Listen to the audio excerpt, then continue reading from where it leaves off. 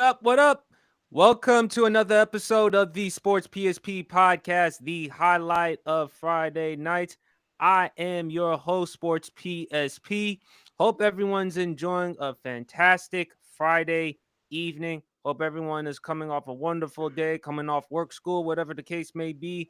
Alongside me is my fantastic panel, my Georgia brothers.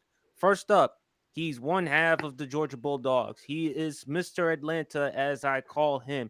He's also one half of the Atlanta Falcons. He is everything Atlanta: Hawks, Braves, Falcons. Although they don't play in Atlanta, they're in Athens, Georgia, but still close to Atlanta, the Georgia Bulldogs. He is a girl dad. He's Mr. Extraordinaire, the one and only BRF Sports. How you doing, brother? I am doing good. It's been a good week. Been a good week. Work's been good.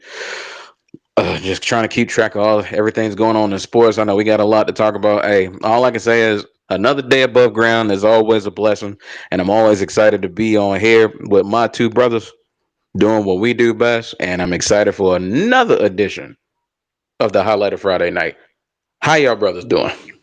Doing good. And of course, we cannot do the Sports PSP podcast without my main man.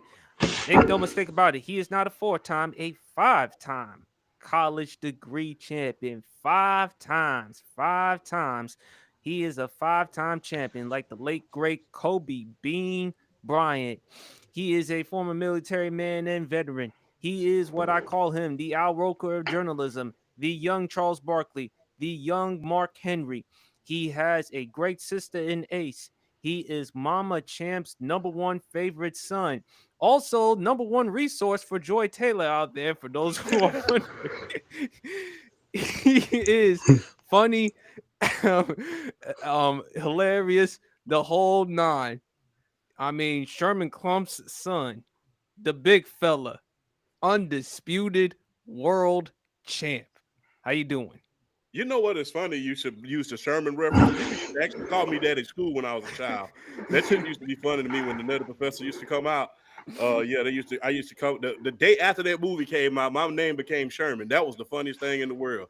So it's funny you should say something like that, man. That was a funny thing. And I still watch that movie to this day. Love that Uh, movie. that was a hell of a movie too, man. Plus, it had Jada Pinkett before she became G.I. James. So that was a good one as well. So hey man, Will Smith can't slap me. I'm just gonna be real. But but Was that before the entanglement? yeah, that was before the entanglement. But yeah, man. Glad to be here on the highlight of Friday night. Shout out to everybody. Um, man, just glad to be here, man. God is good, man. I'm glad to be here once again, man. Every day above ground is a great day, just like BRF said, bro. Absolutely, man. Absolutely. We and shout out to everyone for hopping and tuning in to the Sports PSP podcast. We appreciate everyone for always taking the time to like, follow, subscribe, comment to the Sports PSP podcast. Please, man, just continue on with the podcast. We're gonna continue to do great things, and we know we on our way. Sports PSP is on its way. BRF Sports is on its way. Undisputed World Champs on its way. Also, if you take the chance, please go check out the Sports for You podcast with Mr. Watson, Marks, and of course Nick Freeze. Also, go check out the Sports for You wrestling with also Trail, J Watt, and of course the lovely JoJo, and also Nessa as well. Take the time. And also, shout out to the wonderful and the beautiful D. Love you, D. Love you like a big sister. Wish you nothing but the best and hope to see you next week. Definitely, we're gonna go to New York City, go to a good restaurant, have some good food, order some drinks, have a good time, reminisce on the good old days. Um, Unfortunately, to start off the Sports PSP pod, we have a lot to talk about regarding, in all seriousness, Sharon Moore. For those who may not know, that was the head coach of the Michigan Wolverines. He was fired a couple of days after the athletic director, Ward Manuel, announced that he engaged in an inappropriate relationship with a staff member, which is a violation of the school policy. And the school has a zero tolerance for that. It was reported by Pete Thamel, ESPN's Adam Schefter. Later in the reports,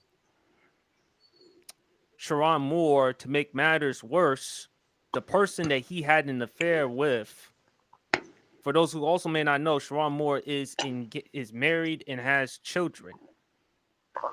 Not only that, to make matters worse, Sharon Moore allegedly, according to the reports, tried to unalive the staffer that he was involved with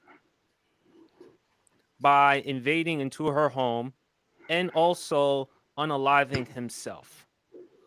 Fortunately, the church that he goes to prevented that. He was arrested. He's been released on bail, I think, for $25,000. He was in protective custody. He's facing up to 3 charges: home invasion on the 3rd degree. I can't remember the other 2 charges. Hopefully, Champ BRF can help me explain it to me. Burglary, home invasion, burglary, and I think breaking and entering. breaking and entering, and faces up to it. And I think they're throwing in reckless endangerment as well. Yes, which carries up to 6 years in prison and more than $3,000 in fines. I know we talked about this last night on the Undisputed GOAT podcast. Shout out to BRF and Champ. Unfortunately, Flash was not there, but always love to hear what Flash has to say. Shout out to the great Flash, just like BRF, as a girl dad, as always. Fellas, I'm going to keep it real simple. If the reports are true, again, it's allegedly because it's still ongoing, Sharon Moore fucked up. You had a dream job coaching for the Michigan Wolverines. You took over for Jim Harbaugh after the controversies they were in. You know, as you mentioned, Champ, Jim Harbaugh with a student paid for a cheeseburger. That was one of the scandals, although to me, that's really nothing. I mean, that's petty. Yeah. This right here, he fucked up. First of all, he fucked up his family, his wife and his 3 daughters. And then, according to the reports, the inappropriate relationship he engaged with the staffer, correct me if I'm wrong, Champ, didn't he pay for her to have an abortion? Yes, and then after that, doubled her salary. So yeah, I mean, you talk about an admission of guilt. That's pretty much what it is. That's about as clear as a crystal piece of glass. He fucked up.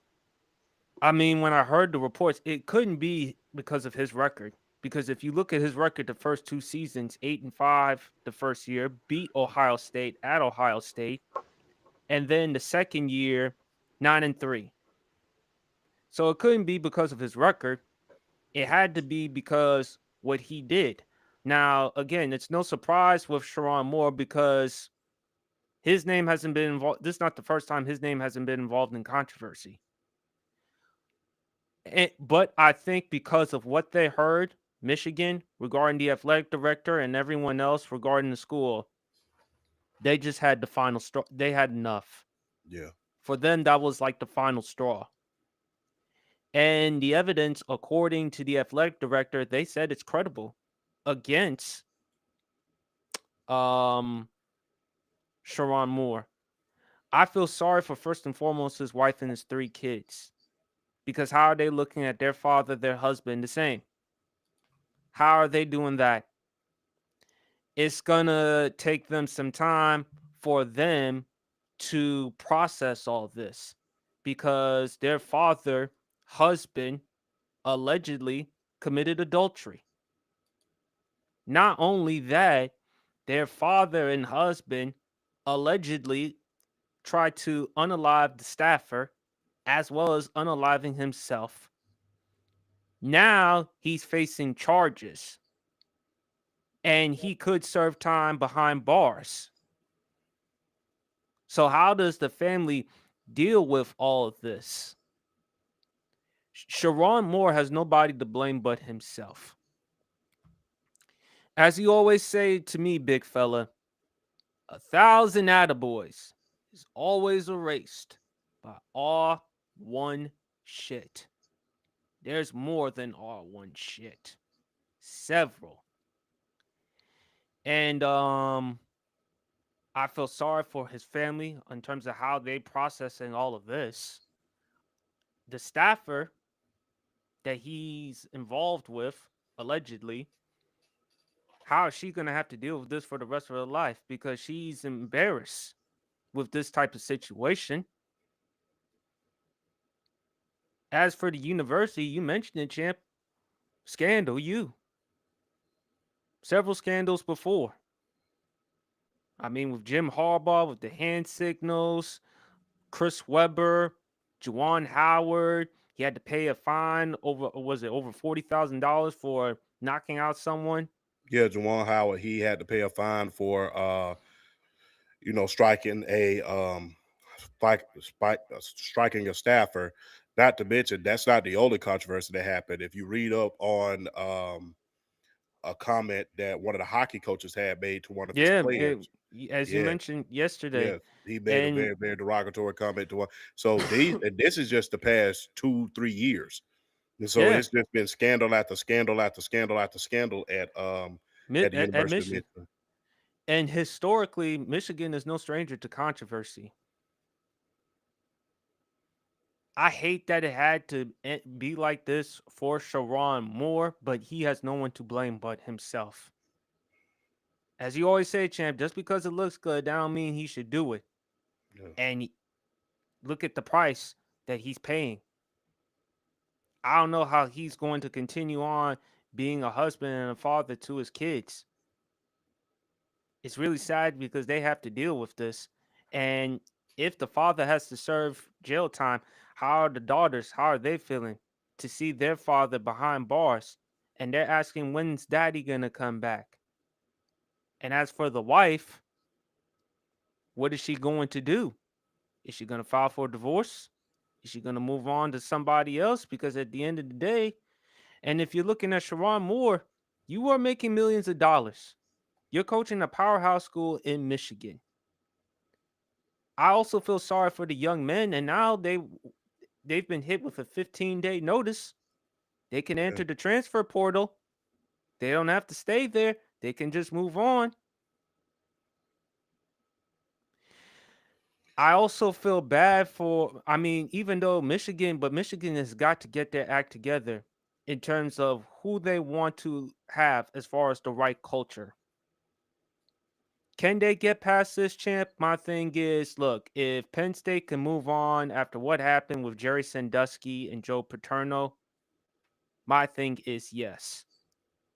But it's going to have to be a minute. As for Sharon Moore, can he be able to redeem himself? I don't know, but he's going to have to pay a price, a huge one, it appears. And if it has to include jail time, hate to say it, but so be it. He effed up his college football coaching career. I don't know. There ain't no way in hell, in the words of Vince McMahon, ain't no chance in hell he getting a head coaching job anytime soon. Definitely not in college football. After he serves his time, if he may have to serve his time behind bars, maybe, who knows, an HBCU, as you mentioned, champ, maybe could possibly give him a chance to redeem himself, or he may have to go to high school football to be a coach. So it's going to be hard for Sharon Moore to get an opportunity later down the road to become a head coach, given this predicament he's been involved in. Mm-hmm. It's no surprise with college football coaches being involved in these types of controversies. I mean, after all, we've heard Bobby Petrino. Not just him. Remember Rick Pitino had got into Rick Pitino. Rick Pitino had got into an incident. I mean, you remember Mel Tucker last year You know, he had got fired, cost himself a $95 million contract because of Let, uh, let, the harassment allegations. I'm trying to let, keep it clean. The let's harassment let allegations. That's the reason why I'm stuttering. So let's my not bad forget about the stuttering part. let's not forget Les Miles, champ. Remember the Y- controversy Les Miles was in during yeah. his time in LSU? And I think I sent you this article of all people, a reporter that we don't particularly care for. He came out with this, and you know, and I'm going to go back to that page real quick. And he brought up all the controversies because but remember Hugh Freeze with the using the school credit card in order to solicit things. You know, it's been a lot, but on that magnitude, you go into someone's house and Threatening to you unalive threatening not to only her unalive but yourself. also in himself. Yeah. So here's the scandals that have rocked uh as far as scandals. You had the Rick Pitino scandal in 2009. You had the Bobby Petrino scandal in 2012. Then you had, of course, you know, the Deshaun Watson scandal. Then you had the Ime Udoka scandal in Boston, fresh off a finals appearance. And remember, let's not forget not too long ago, because it seems like we have forgotten, the Shannon Sharp incident.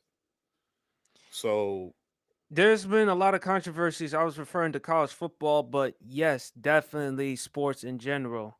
And I think the main lesson, champ, we have to send to not just young people, old people. You say in the South, you got to be more careful. As for Sharon Moore, was it really worth it? I mean, look what happened, and look what you're facing right now. It's really devastating. It's really sad. I got to be honest with you, big fella. It's a tragedy. And I hope there could be a redemption story for him, but he's going to have to face some serious consequences. yeah, How is he and the family going to move on from this? How is the university going to move on from this? And Michigan, I mean, as you mentioned, Scandal, you historically, champ, what steps do they need to take? Because the interim head coach, Poggi, I think, will be the interim head coach for the bowl game. But after that, that's going to be it. We don't know if he's going to be the head coach. They're going to have to make a huge decision on who they want as a head coach. But this is on Sharon Moore as far as with this situation. It's just really devastating. I don't know how he'll bounce back from this. It's really sad. Again, I feel horrible for his family because again, wife, kids, they're gonna have a hard time looking at him because they feel betrayed that their husband allegedly committed adultery. He may have to serve time behind bars, hmm and I hate it for his three daughters because they're gonna ask when's daddy gonna come back. So they're gonna have a hard time processing all of this and hard time learning and discovering who their father is and how he was, how he conducted himself. And as far as with the wife, it's just sad in all aspects, champ. But I have a lot more to say, but I'll let you go. ladies and gentlemen of the jury, don't let the WAP cost you the BAG. Don't let the WAP cost you the BAG. You just cost yourself $6 million a year. You were handpicked by the head coach who won Michigan their first national championship since the great Tom Brady. You were handpicked. Now, it's easy for us to sit around and make jokes and stuff like that and try to bring light to it, but I want all of the young men, and I don't want to hear, well, what about the lady? No, we're talking to the young men. We're Not talking to just all y'all. Just not just young men, champ, also old men too. Yeah, we're talking to all the men out here. Stop letting your think with your brain, not with your feelings. Think with your mind, not with what's convenient. It's that time, guys. We've seen way too many. Look, in the past year alone, we saw some of the most greatest figures on earth as far as sports is concerned get in trouble because of sex scandals. Skip Bayless, Shannon Sharp, Mel Tucker, now Sharon Moore. And it went to the extreme where he is probably, maybe, hopefully he does it, going to end up having to serve hard time because of breaching and entering. Don't let something as it's not worth it. It's not. And don't laugh, learn from it. That's like I'm really not smiling at this point. Learn from it. Don't sit around here and let lust and your desires destroy you. And look, man, don't crap where you eat at. Don't crap where you eat at. What do I mean by that? Your job is where you eat at. That is your table. That is where you eat at. That is where you put out. That's where your groceries come from. That's what I mean. Where you eat at. Your job is how you bring in the groceries, how you put that steak and the potatoes and the vegetables on the table. That's how you put food on the tables and food in your belly. Shout out to All right, Casual. casual, the subject matter expert. Um, don't do that. Don't crap where you eat at. It's that time. Learn from this. And don't even get me started about all the other innuendos and stuff like that. Well, what if a frog had a square butt and ate mud, he'd crap bricks. That's what I think about if. If was a fifth, we'd all be drunk. This is the situation that happened. Can he get another chance? Yeah, he can. Will he? No, probably not.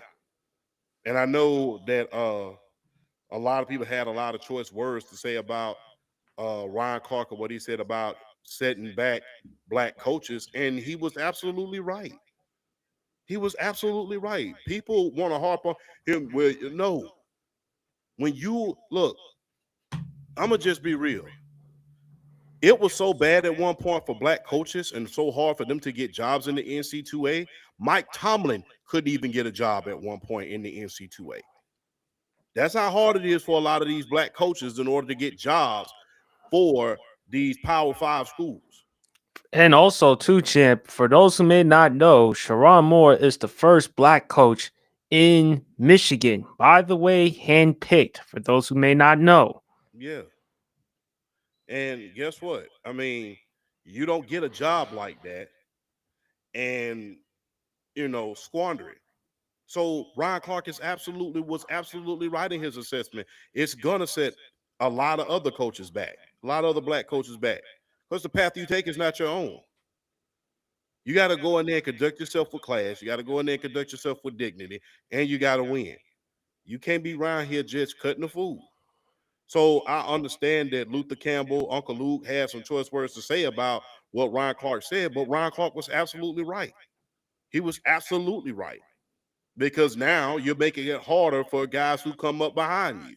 If Tony Dungy, well, let's go back a little bit further. If Art Shell wouldn't have conducted himself with class and dignity and would have gotten trouble at Oakland, do you think that wouldn't Tony Dungy would have been able to come behind him? There would be no Dennis Green. There would be no Mike Tomlin.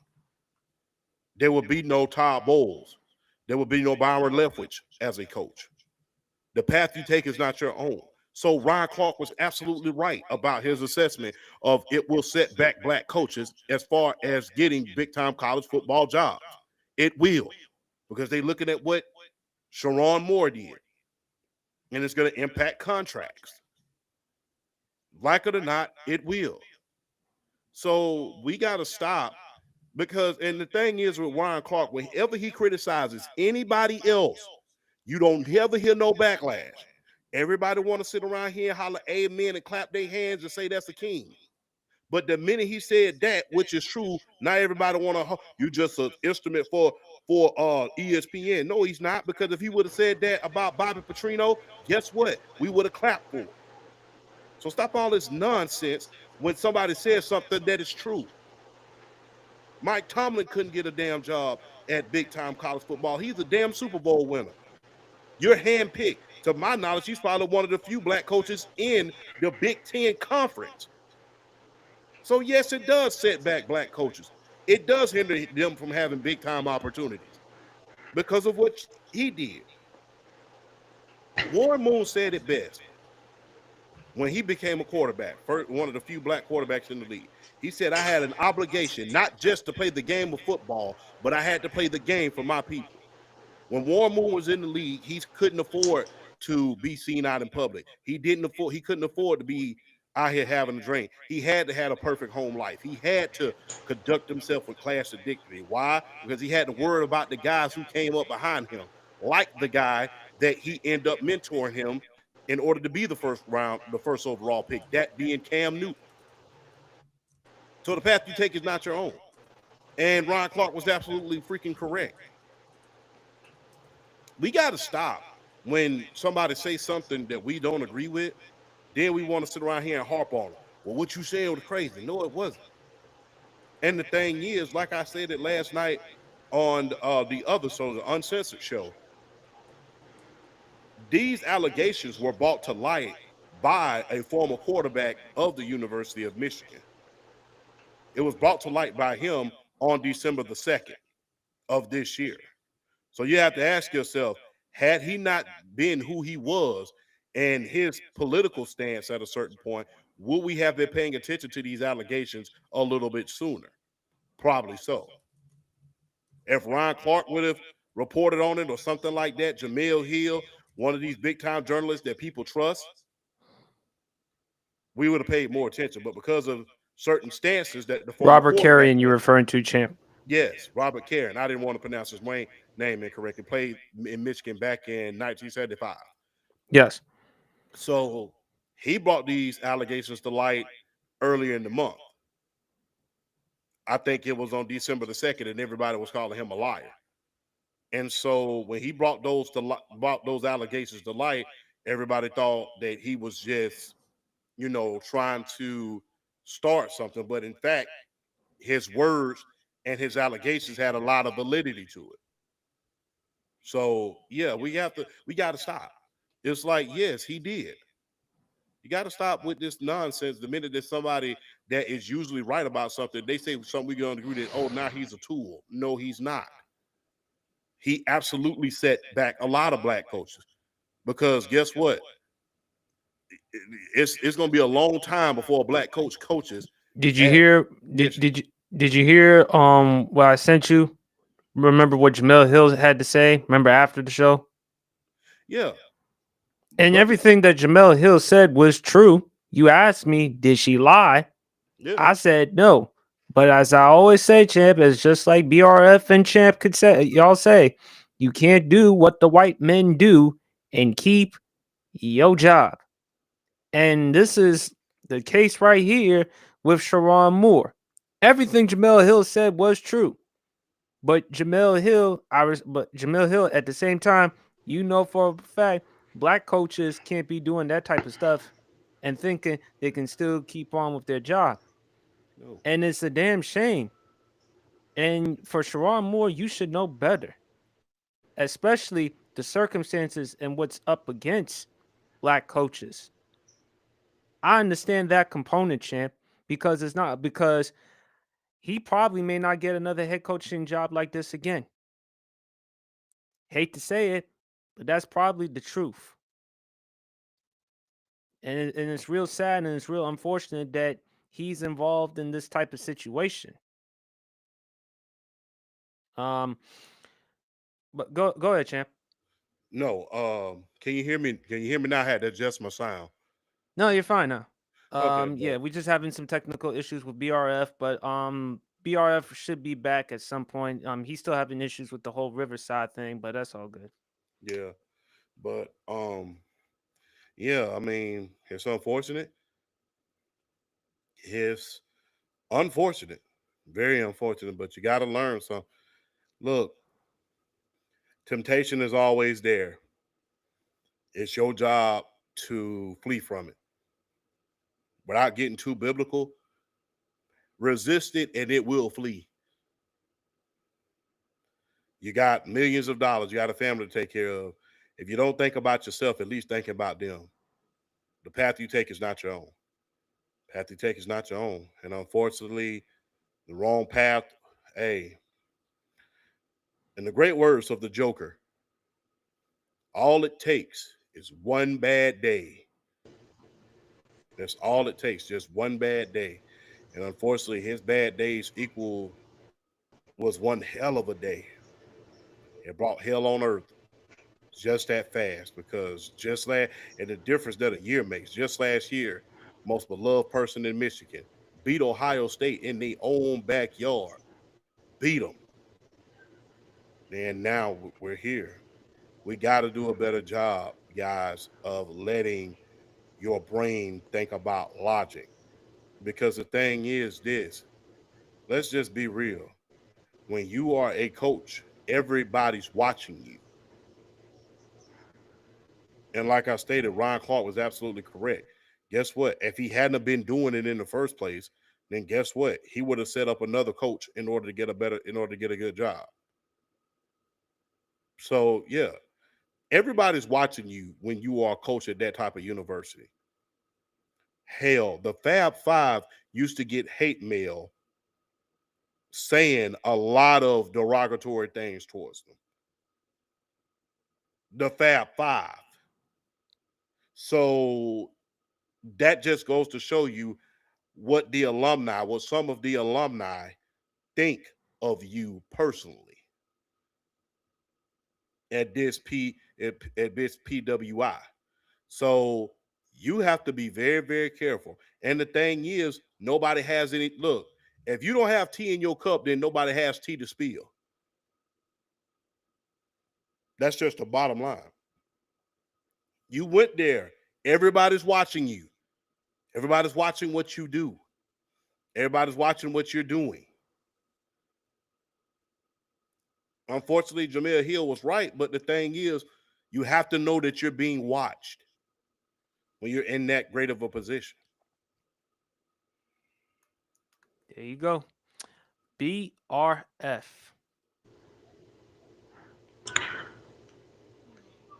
It's unfortunate, and I was looking through Twitter, and I saw something that really kind of caught my eye.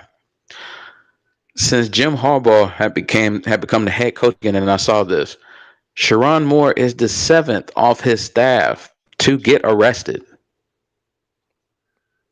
which is crazy. It's crazy to me. Astounding. It is like he's had five coaches get arrested due to a DUI. He had one that was just a flat out, just in we'll say indecency for the sake of this conversation to keep it PG a little bit. And then the situation with Sharon Moore, and yeah, the thing about him is some people were trying to say, oh well, it was some of it was performance. I'm like, this man went 9-3 and 7-2 in the Big Ten. So performance has nothing to do with this. So when I heard he got fired, I was like, what's going on? And then everything came to light, and I was just like, whoa. And it's a baffling and just a sad situation for a guy who you could honestly point to when you look at a lot of the young up and coming coaches in the league, whether it be a Brent Key in Georgia Tech, a Kenny Dillingham in Arizona State, guys like that. Sharon Moore was right there with those guys. And the simple fact that he lost this job just out of you just not thinking, and not only, and I feel like the most important aspect about it isn't even the fact that he put his job in jeopardy. It's his family. It's his kid. Man's got three kids. Man got three kids.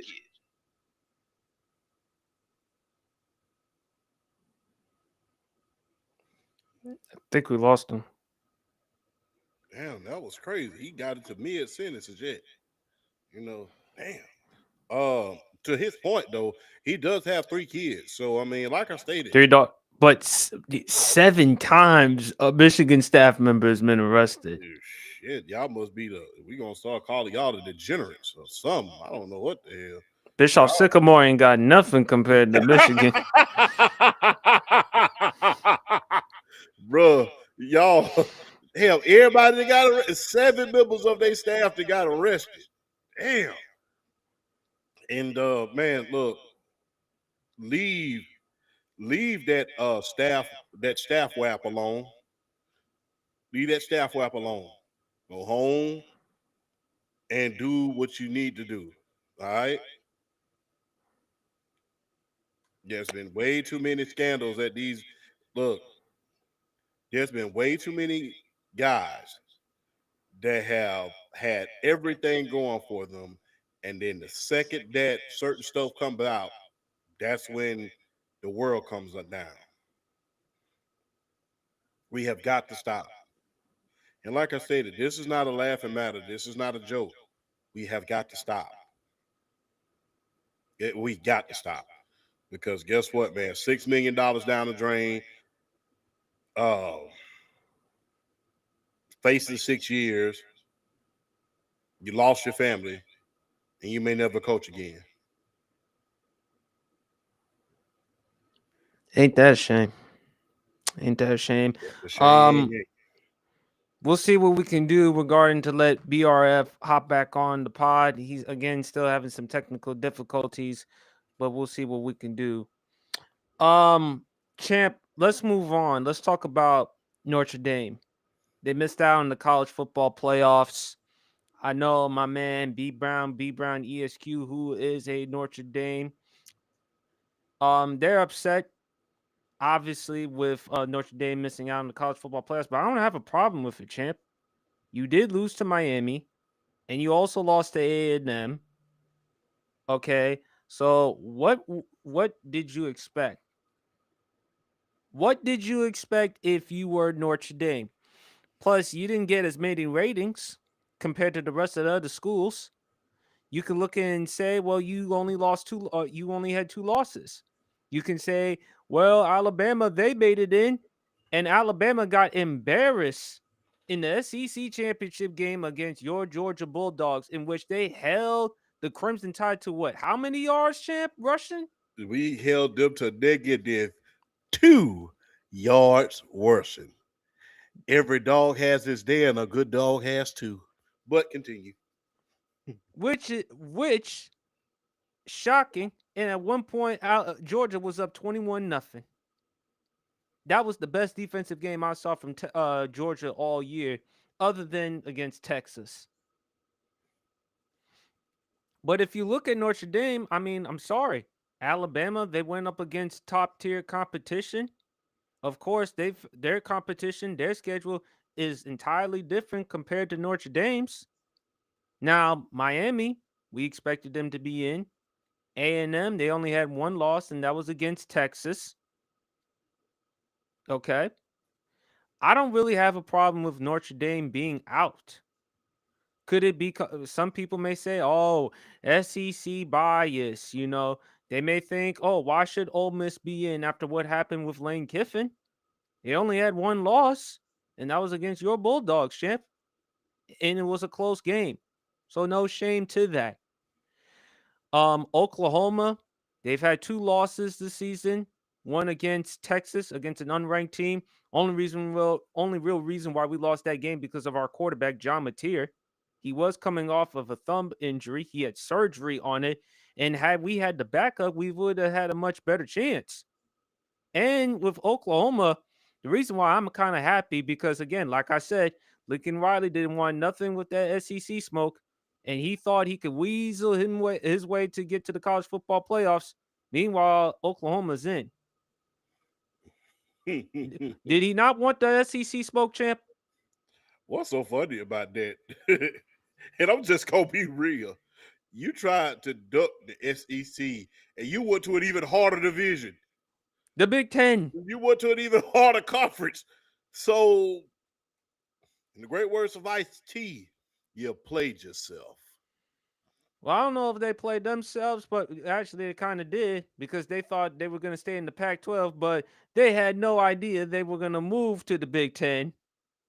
And look what's happened.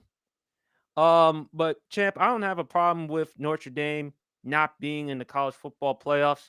Apologies, B Brown. Apologies, Big Flo. Even though y'all from Notre Dame, but at the same time, you had two top tier teams this season, and you lost to both of them, Miami and A&M. Now you can, now look, some people may complain about Alabama being in the college football playoffs, but at the same time, Virginia, you did lose in the ACC championship game to Duke, and Alabama, you can look at it and say early on they did lose to Florida State, but that was in the season opener. And in fairness to undisputed world champ, he did say, Kalen DeBoer, you under the hot seat. Because there, what, three teams, three places you can be out? What? Philly, Auburn, the SEC. See, Philly, Auburn, and the SEC. And Kalen DeBoer has done a solid job for Alabama. But in that SEC championship game, laid an egg. Big fella, do you have a problem with Notre Dame not making it to the college football playoffs? No, I don't have a problem with them being out. You lost the head-to-head. You lost the head-to-head battle. Now, to Joy Galloway's point, if that was going to be the case, then the rankings should have been the same last Tuesday, the Tuesday before they chose. Now, if it was the same back then and they kept the same energy, that's a whole nother ball game. But that's the only problem that I had with it. Miami should have been in the first place rather than them changing it and a controversy happening. That's just the thing. They should have been on the rankings in the college football playoff the week before. That way there was no mistakes made. That's the only problem that I had. The thing is, look, do I think that Alabama deserved to be in there? No. I'm just gonna be real. After you get spanked in the conference championship, then guess what? I mean, hey, you should be ousted. I'm just being real. And people are gonna say, well, you shouldn't be affected by your conference. It's not you losing, it's how you lose. When you get spanked like a kid in Kmart, that's a whole nother matter than when you going head to head and you barely lose. So yeah, in that perspective, I can understand where Notre Dame fans and their faithful are griping for, because it wasn't the fact that Alabama lost, it's how they lost. -2 yards. That's nasty. But I don't have a problem with Notre Dame being left out, because guess what? You lost your head-to-head to Miami. You had a chance to get your biggest victory, arguably, of the season in game one, and you didn't do it. It's Texas A&M. So you got to win. My thing is, look, and I'm going to sound like the old man, get off my yard, but unfortunately, I have to sound like that today. Unfortunately, for the first time on the Sports PSP podcast, I have to be the bad guy. You have to win. And we have to stop trying to give out participation trophies in college football. If you don't win when you're supposed to win, then you have to sit your butt down and settle for whatever bowl game they give you. College football is not free. You got to go out there. You got to play your butt off. You have to go out there and you have to do your job. And I said this before my Georgia Bulldogs played. You can vouch for me. I said, if we don't win this SEC championship and we get left out of the college football playoff, so be it. I said it the year before when we lost to Alabama in the SEC championship game. I remember you saying that. Yeah, when we lost to them the year before, Nick Saban's last hurrah. I said, look, if we don't win, guess what? And we get left out, so be it. You got to win. You got to win. College football, the thing about college football, what makes it so special, is that every game counts. In some games, if you lose, they can come back and bite you in the buttocks. That's what's so special about the college football playoffs. That's what's so special about it. You lose a game at the beginning of the season, and oh man, it comes back to haunt you during the selection process.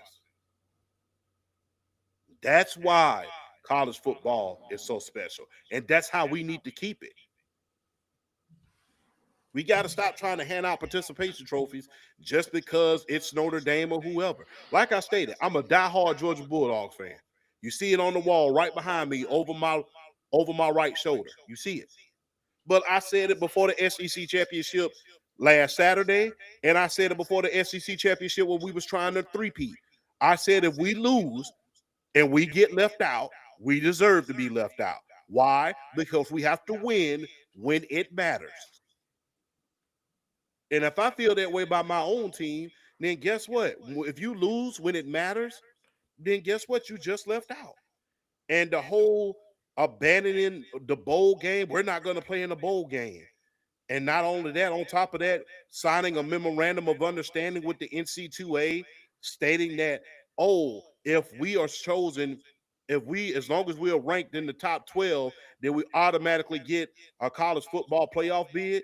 Do you realize how soft that sounds? And the thing is, you really played yourself, if you want me to be honest with you, because the only thing that they're going to do is put you at 13 every time when it's close, and they see a reason to leave you out. A lot of teams don't like the fact that you're independent in the first place. So college football is special because every game counts. No game is safe. Every game, you have to come up here and put your best foot forward, even in a 1 versus 2 type of matchup. So that's what it should be about. A team that was ranked ahead of you, that got chosen ahead of you, lost the head-to-head. You lost the head-to-head to them. Unfortunately for you. You got to win. Like I stated, college football is special because every game counts. It's not like the NFL. NFL, guess what? Every game counts, but not on the level that it does in college football. You have to be chosen by a committee. And back during the BCS, it was even worse. You could have the strength of schedule. You had to win every game in order to even have a case in order to get to a national championship. God forbid you lost a game. You lost 2. Man, you was definitely SOL. Against 2 top teams, one in the ACC, the other in the SEC. So when you lose to those types of teams, and when you're going to face them in the college football playoffs, how's it going to look or plan out? Probably not good. Champ, do you think at some point in time Notre Dame should go to a conference in order for them to help their chances of getting to the college football playoffs? I don't. I think the only reason why they were out is because, hey, you had 2 chances to beat these top teams. If you beat one of them, perhaps you would have a chance, a good enough chance. If you beat both of them, no doubt. But that wasn't the case. I don't think they should join a conference, as much as I'm not a Notre Dame fan. And I've never been a Notre Dame fan. I have never been a Notre Dame fan. Never. They are the Duke University of college football, but on a higher level. That's just my humble opinion about it. I've never liked the Notre Dame Fighting Irish. Never. But In as far as terms of, huh? and what is it about them that you don't like? I've never. The thing is, the teams that I used to cheer for when I was a child, they was beating all of those teams. So yeah, they was beating all Okay. of those teams. They was Envy, they was jealousy. that school. Yeah, but the thing is, I don't like. Look, at one point, everybody hated the New England Patriots. Well, everyone hated the Dallas Cowboys in the They 90s, hated it. but the thing is, they won. Yeah, they won, but that don't mean I got to like it. No, I So mean, I'm not saying you didn't. I thought the reason when you say you didn't like the team, I thought was it because of your mascot? Was it because of political or No, social reasons? they was beating the teams that we would cheer for back in the Okay, day. okay, fair enough. I just needed Yeah. some context regarding that. Yeah, But I've never liked them because they beat the team, and probably because they had some look. They had everything. They had the greatest players. They had the superstar coaches. They was able to come back after the Jerry Faust era. And they was able to come back after that. Ironically, my goat, who I say is the greatest of all time, came from Notre Dame. But I always kind of scoffed at the whole tradition, you know, So when it came down to me cheering for them or either the University of Miami or one of those other teams, I always cheer for the other team because of that. All of that, yeah, I really didn't like it. Ironically, my father was a Notre Dame fan. He still is. So never really liked Notre Dame. But at this point, the only time that we talk about Notre Dame to their credit, the only time they talk about Notre Dame joining the conference is when they're winning. They don't ever talk about it when they losing. When they losing, it's like, all right, you out of there. But when they winning, especially last year when they damn near when they made it in the Natty, they're talking about they need to join a conference. Don't get mad at them because y'all look. I'm gonna just be real. Y'all go to conferences for money. Notre Dame say, hell no, I'm not joining the conference. I'm keeping my money. They're the family member that is in business for themselves. They have an individual TV contract. So why in the hell would I risk that because you want me to join a conference and you want to? And I believe, look, another thing I believe they did this in another way to bully them into joining the conference. You don't want to join a conference, then guess what? You got to win every game or suffer the consequences. But if you notice already, and you being Notre Dame, there's a strike against you already because a lot of these athletics directors, they're kind of jealous of you because you get to keep that money in your pocket every single year. They gross more than any other school in college football. They have an individual TV contract. Most schools, their conference has a TV contract. Their conference has, state TV stations. Notre Dame, they have their own TV contract with NBC. And it stretches across the board. You saw them in you see them in a lot of the college basketball games rich in tradition. Rich in tradition. I may not like them, but I'm gonna give them credit where credit's due because I'm not a biased person. But I'm gonna just be real. No, I'm not gonna join the conference until absolutely necessary. What I will do is I will schedule harder teams. I will get a few more SEC teams in there. I'm going to schedule the Georgias. I'm going to go to their stadium. I'm going to schedule the Alabamas. I'm going to schedule or Tennessee. The Tennessee. And maybe one or two Big Ten teams. Yeah, one or two Big Ten teams. Then an ACC team. I'm not going to look. You got to make it as versatile as you possibly can if you're Notre Dame. Look, Notre Dame, listen to me. I've never been a fan of yours, but listen to me. I'm going to quote the late, great John Madden on this one. The road to Easy Street is through the sewers at this point. The road to Easy Street is through the sewers. And right now, you need to get on that schedule and start getting into the sewers. That's the only way in order to compel their chances into making the college football playoffs champ. Because if they keep losing to top tier teams in top tier conferences, meanwhile they beat tomato can teams, how does that help their chances as far as with the college football playoffs? It doesn't. And speaking of which, they decided not to be a part of the bowls. And I wanted to go further into that because you've been often saying they should eradicate the bowl games because nobody's taking it seriously anymore. Because unless it's the college football playoffs, hey, these players, they're going to focus on the draft. They're going to focus on something else. Other teams, they're not going to take it seriously. They're not going to participate. They feel like it's a they feel like we don't want to be involved in a participation trophy or award. So therefore, we're going to stay out of it. What are your thoughts about that? Eliminate the bowl games, absolutely. And I think the most that they should Sad to go up, say, but it is time to move on, it's time to unfortunately. move on. 16 teams in the playoffs. That's the most I'm going up to. Agreed upon by every conference. 16 teams. If you don't win, you don't look. If you don't win, you don't have the strength of schedule. You don't have the head-to-head win. You just asked out. It's just that simple. For lack of a better term, it's just that simple. I would move it to 16 teams and say, hey, listen, we got 16 teams in here. If you don't make it, or what they used to say back in the day during the Coca-Cola commercial, Eddie Getty, if you don't know, you don't go. If you don't know, you don't go.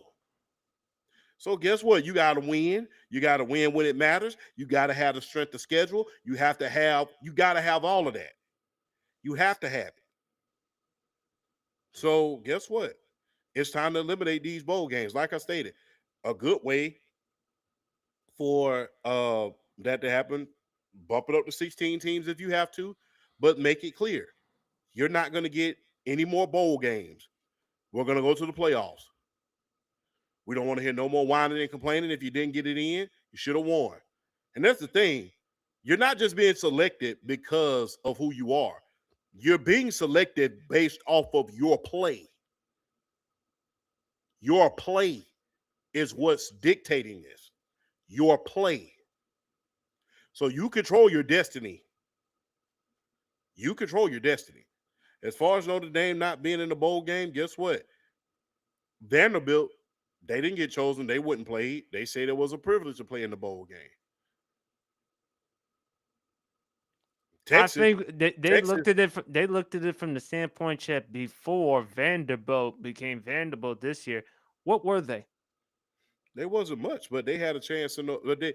But much like Notre Dame, they had a chance, and they realized they blew a lot of chances. So of course, you take the high road and you take the road. But that's my point, Jim. Because before this season and last season, when they beat Alabama, one of the shocking upsets, Vanderbilt, they were not real. I mean, they were a team that got blown out quick, fast, in a hurry. At times, when you saw Alabama, top tier teams in the SEC go up against Vanderbilt, they would just beat them down. Yeah, nowadays, you got to put more respect for Vanderbilt. And I think for Vanderbilt, considering that they've overachieved, champ, they want to accept the bowl game, especially for all the players, the freshmen, the sophomores, the juniors, the seniors. Especially with the juniors and seniors, they may never have an opportunity like this as a Vanderbilt Commodore.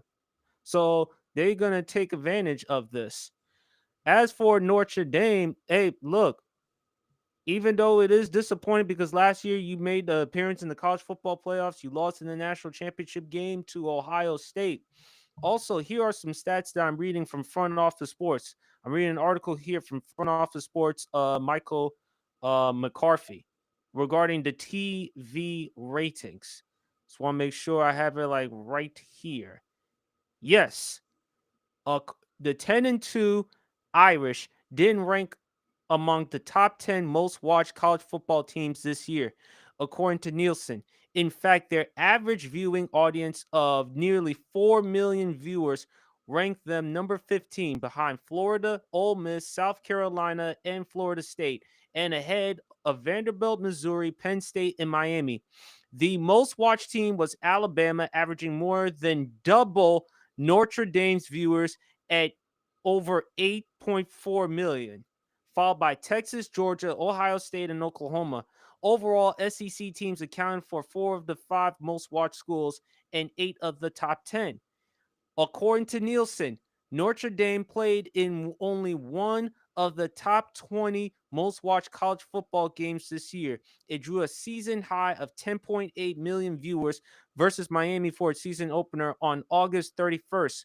Ironically, the committee pointed to that 27-24 road loss to the Hurricanes as the reason the Irish didn't make the playoff cut. Even Notre Dame's 34-23 victory over rival USC on October 18th didn't pop a big number.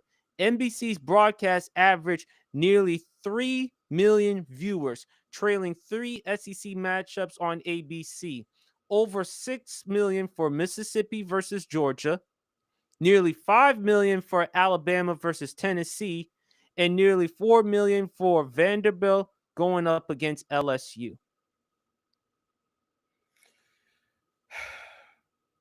So, in the great words of Chris Jericho, you don't have the look for it, you don't have the eyes for it, and most importantly, you don't have the legs for it. So you don't have the. So what are you, Mariah Mills? No, no, I'm doing it to make a point. Yes. So, in other words, you don't have the ratings for it. You don't have the ratings argument. You don't have the strength of schedule. You don't have the head-to-head wins. And you didn't win when it mattered the most. Then why the hell should we bring you? And not to mention, you're an independent conference. You don't never have to play a conference championship. So that's 5 things going against you already, which I don't really hold this one against them, because that's how come I put it on the pinky, because it really shouldn't matter if you're an independent team, because before these conferences, a lot of teams making it to the national championship as independent. Penn State was independent at one point, but I digress. But yeah, you have everything going against you and you don't win when it matters. And next year, they have the easiest schedule in college football. That's nasty as hell. So, look like to me, you better win every game, and you better win them handedly. Because if you don't, you're going to be sending Cancun again next year, or you'll be in South Bend freezing once again. You might want to try going to Gary, Indiana or something. I don't know. And if you look at their schedule, champ, as you mentioned, September the 6th at Lambeau Field, they face Wisconsin. The following week, they got Rice. Then they got Michigan State, September the 19th. September the 26th at Purdue. October the 3rd at North Carolina, to be announced, versus SMU. Okay, that's an interesting one with SMU. Then you got Syracuse. Then you have Navy on October 31st. Then you got Miami. You should beat Stanford. You got Boston College and then USC. So that seems like a relatively easy schedule for you if you're Notre Dame to at least make the playoffs. And if you lose to top tier teams, because again, with college football, the beauty of college football, we love seeing that Cinderella story. We love seeing upsets. If you lose to a team that we expected you to beat, but you didn't beat, don't come crying to us. So you have no one to blame but yourself. Sorry. If you're Notre Dame, look, I think Marcus Freeman has done a fantastic job for the team, especially in the departure of Brian Kelly. I think Notre Dame, hopefully we'll see what they do regarding transfer portal recruiting, but I don't want to hear anything regarding them with the college football playoffs. That's all I'm going to say. Nope. Champ, let's talk about the Big Ten Conference Championship game. Indiana versus the Ohio State. We picked Ohio State to win. Ohio State was the favorites to win this one. But I did say I would not be surprised if Indiana won. Their defense, Indiana's defense, unfortunately, one of their star players will be out for the rest of the college football playoffs. I can't remember his name. I'll probably look him up, unfortunately, due to injury. But Kirk Lebnetti, how he has done. I'm sorry. I hope I'm pronouncing the name right. Kurt Cignetti. Kurt Cignetti. See, you shouldn't be talking. You mispronounce Michael Parsons' names all the time, so I don't want to hear that. Oh, no. Well, I ain't mean no disrespect. I ain't mean that by it. Kurt Cignetti has done a fantastic job with Indiana, champ. He proved that last year Big Ten championship was a fluke. And I told you, champ, this was going to be a statement. for Fernando Mendoza. He wins, and he's the reason. And he wasn't spectacular, but he was enough of a reason for Indiana to win that game. It's his Heisman. And he also made the case to be the first quarterback taken, the number 1 overall pick. As for Ohio State, man, I was really disappointed for what I saw from them offensively.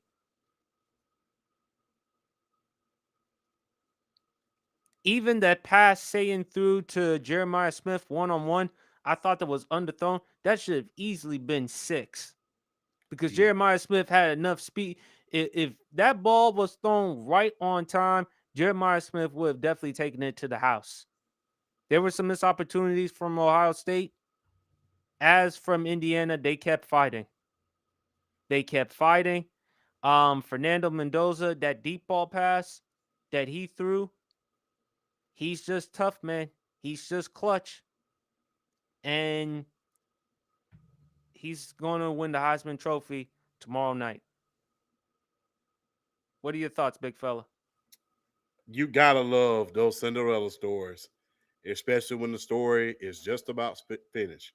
Especially for Indiana, of all places, known for being a basketball state, now going back to some extent football. Yes, indeed. Gotta love these Cinderella stories, especially when the story can't be complete. But I would like to add one thing.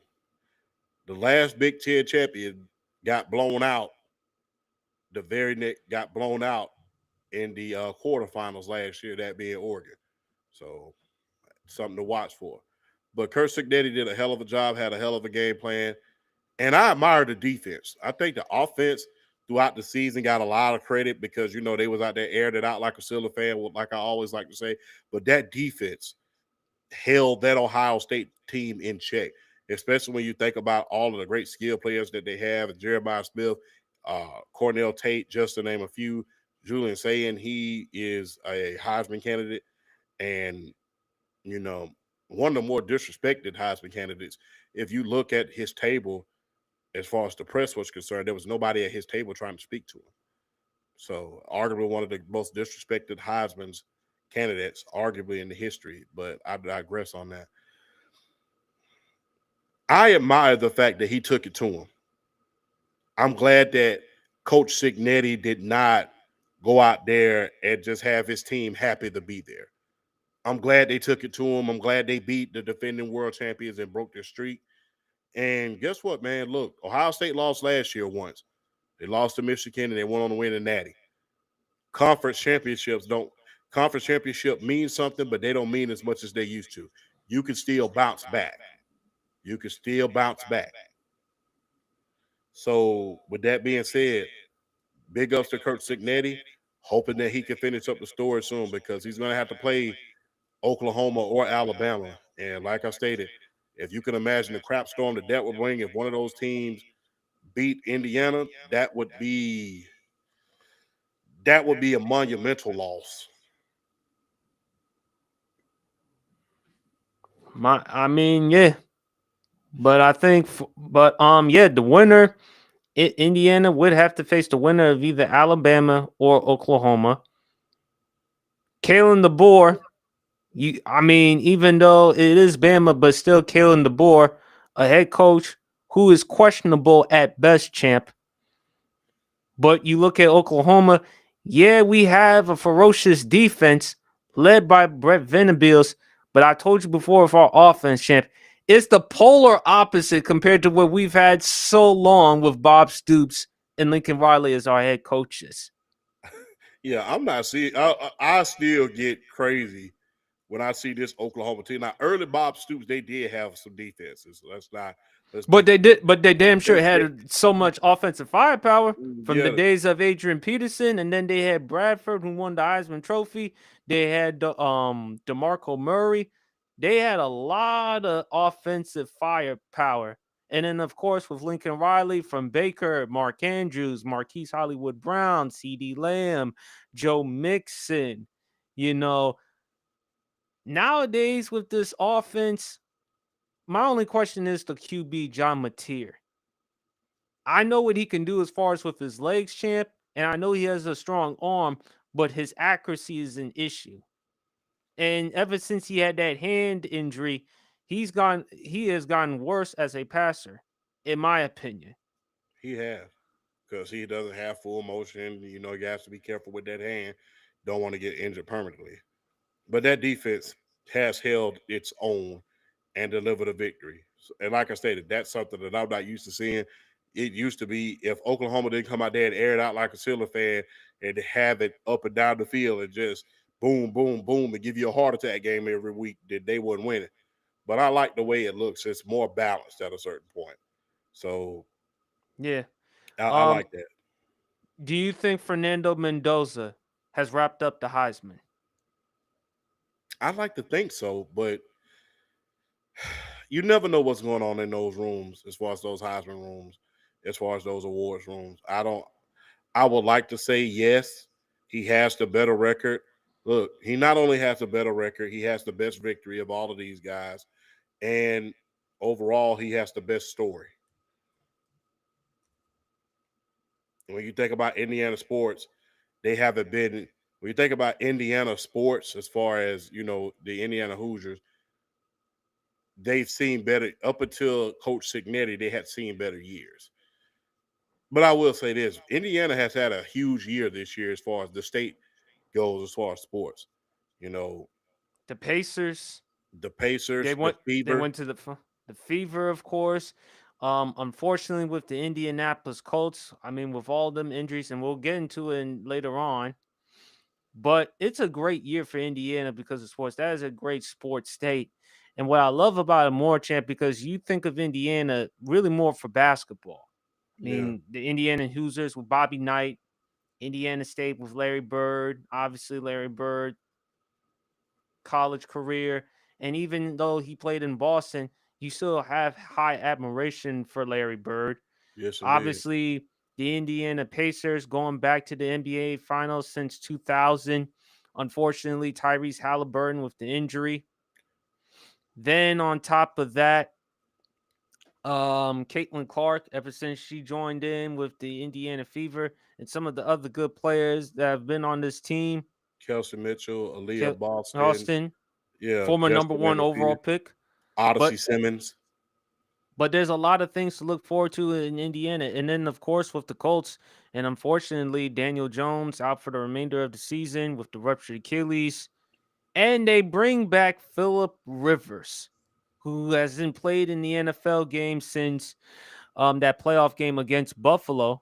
I think the reason why is because Champ, obviously, his connections with Indiana, the Colts organization, although he was only there for like 1 year, he's well respected. Shane Steichen, the head coach. But Fernando Mendoza, he wrapped up the Heisman.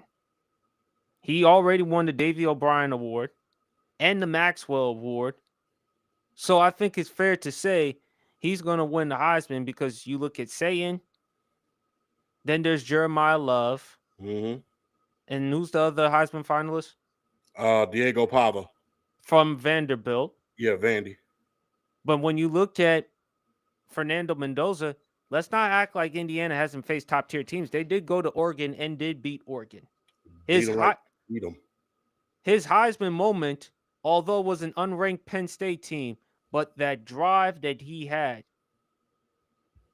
the game-winning touchdown drive, that was his Heisman moment. Same thing, Bryce Young a few years ago when he won the Heisman. His Heisman moment was against Auburn. And then later on in the SEC championship game, unfortunately against your Bulldogs champion, which you were able to get y'all revenge against them in the national championship. But I think Fernando Mendoza, he wrapped up the Heisman. 33 touchdowns to only 6 interceptions. Kirk Cignetti, the undefeated record, he's backed it up throughout this season. I think it's his. And Yep. shout out to our great guy T Douglas. He mentioned Kalen DeBoer to Michigan. I don't see that. Alabama, Yeah. no matter what issues Kalen DeBoer may have in Alabama, he's too good of a head coach so far at this point. I don't know. And he thinks, what are your thoughts about the Penn State coaching search and hire? I think they hired one of the top tier coaches. I forget their name. I wasn't really prepared for that. I'll look But it up. yeah, he's a top tier coach from what I've gathered. I forget Matt his name. Campbell. Yes, he's a top tier coach. So yeah, they have they did their big one with this one. I wish they would have kept James Franklin, but give him another opportunity to see what they can do, especially with all the injuries that they had. But unfortunately, it wasn't to be. But he got something, where he could sit there and build. He doesn't have to, go all out. Yeah. And then, of course, we talked about Lane Kiffin going to LSU. We talked about James Franklin going to Virginia Tech. Like I said, I think James Franklin is under the best situation because there's not that much expectation for VTech. As for Lane Kiffin, you still going to the SEC and you're going to a big time program in LSU and you leave Ole Miss while they're in the college football playoffs. Yeah, but I made this analogy earlier today on a TikTok that I made. He could very well end up being the Jimmy Johnson of the SEC. What do I mean by that is this. I remember, people don't remember this, but Jimmy Johnson used to be the coach of Oklahoma State University. And during his time at Oklahoma State University, he never beat Nebraska. He never beat Oklahoma. Some of those big time schools. But the minute that he went to Miami, where he had, the athletes there in order to overcome those type of schools, he was able to win and win big.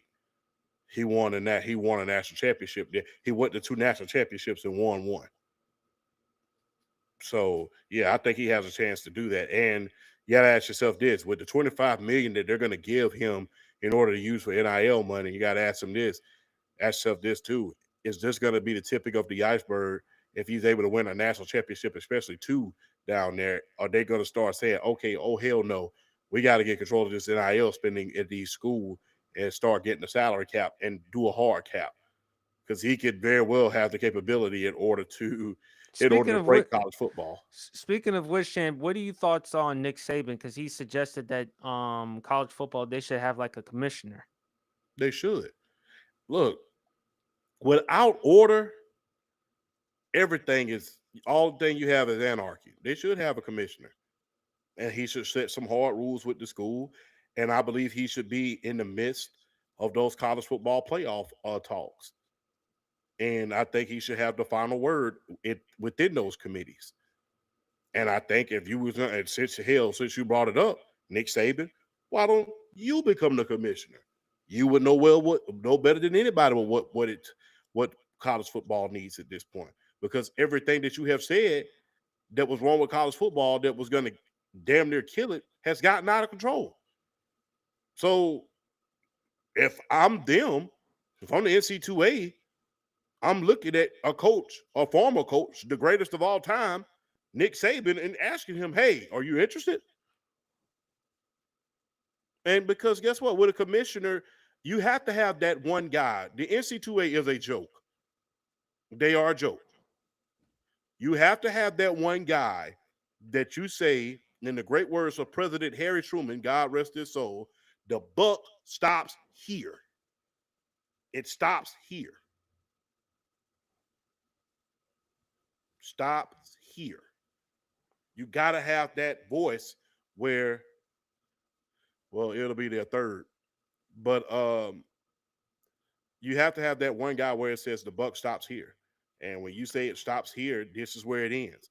My word is law.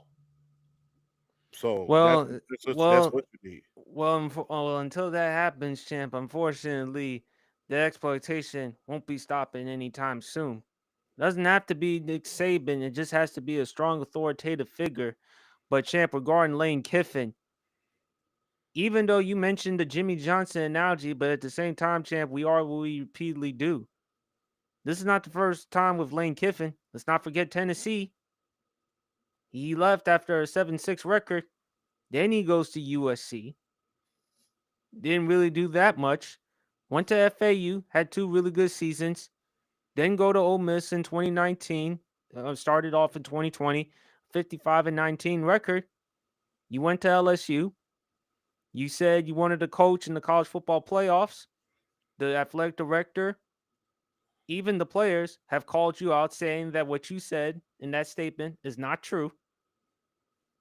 And to me, it looks bad on your part, especially you leaving to go to go to a different team, but in the same conference, and especially the circumstances.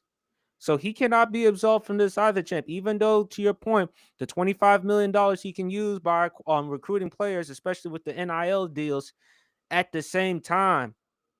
And we know what an offensive mind he is. Really good offensive mind. At the same time, with Lane Kiffin, to BRF's point, you kind of like the Brian Kelly.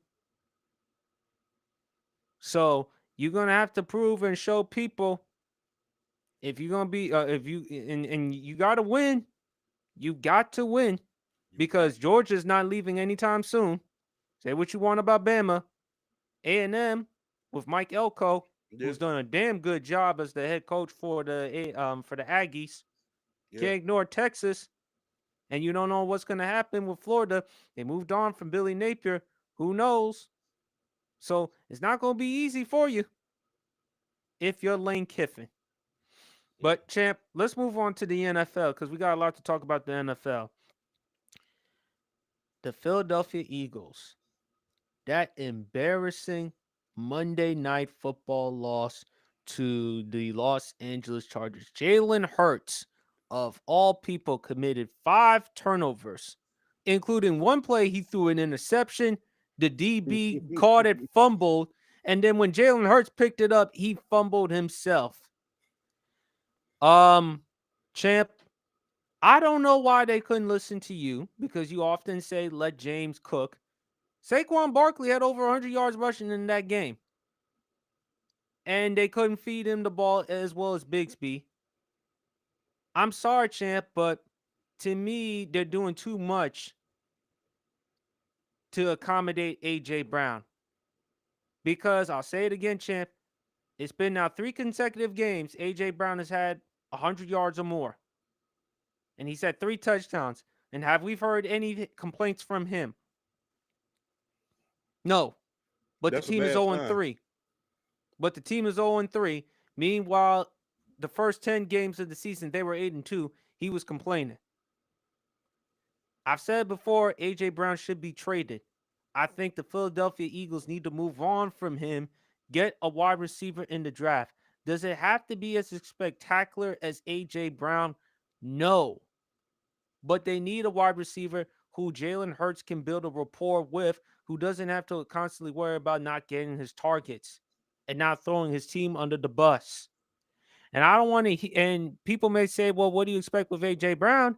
And that is true because we've seen a lot of times with diva wide receivers. Justin Jefferson is the pure exception. Justin Jefferson is the best wide receiver in football. Still to this day, he will not complain about his quarterback, complain not getting his targets. He's going to be a consummate professional, handle business, and that's right there. And also, T. Douglas says Eagles need a new quarterback. I disagree. Jalen Hurts is not really the problem. I think you're just asking Jalen Hurts to be something that he's not. That's the main issue. The problem is Kevin Patola, the offensive coordinator. And to your point, champ, because you've often said it's hard for anyone to learn from a 4th, 5th offensive coordinator to understand a new offense like that. And plus, I've said it before, champ, when is it that a team in that division has won it back-to-back years? You got to go back to the early Eagles in 2000s when Andy Reid was the head coach. Still in all, this is an embarrassing performance offensively from the Philadelphia Eagles. I don't know what more could you ask from their defense. They sacked Justin Herbert 7 times. Mind you, he just had hand surgery. So my thing is, if you're the Eagles, your last 4 games, you have the Raiders, home game. You have the Commanders on the road. You got Buffalo. No joke. And you finished the season a home game against the Commanders. Jalen Hurts had an awful game. No doubt about it. But that third interception, that's on AJ. He did have 3 drops in that game, including the one pass that Jalen Hurts threw in the touchdown. I'm sorry, that's on AJ Brown in that particular situation. Is Jalen Hurts a top 5 quarterback? No. Do I think he belongs in the top 10? Yes, I do. Do I think the Eagles are looking like the Eagles from 2023? Absolutely. Because before, Jalen Hurts was in the conversation for the MVP, but then later on in the season, he struggled with the turnovers. Now we're seeing that on full display again. I think the issues are Kevin Patola, the injuries, like you always say, champ, quarterback cannot throw behind his back. How they feel now that Lane Johnson has been absent?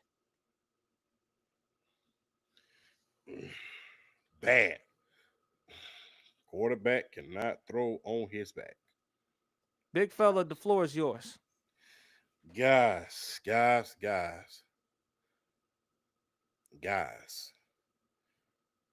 Look, I'm gonna just be real. AJ Brown got to be traded because the thing is, we saw this happen before with Josh Allen, with Stephon Diggs. He was complaining about people getting him the ball.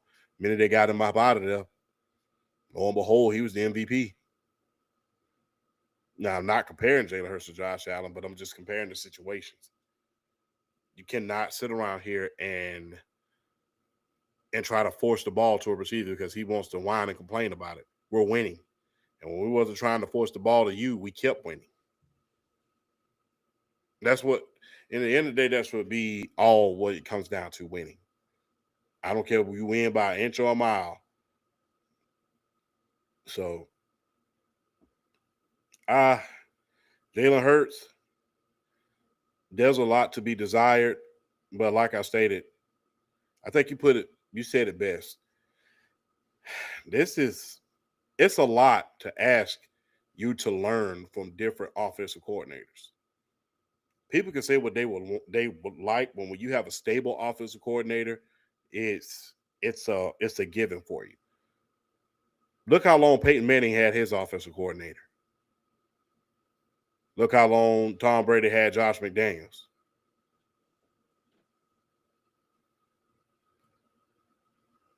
Those are the 2 greatest examples.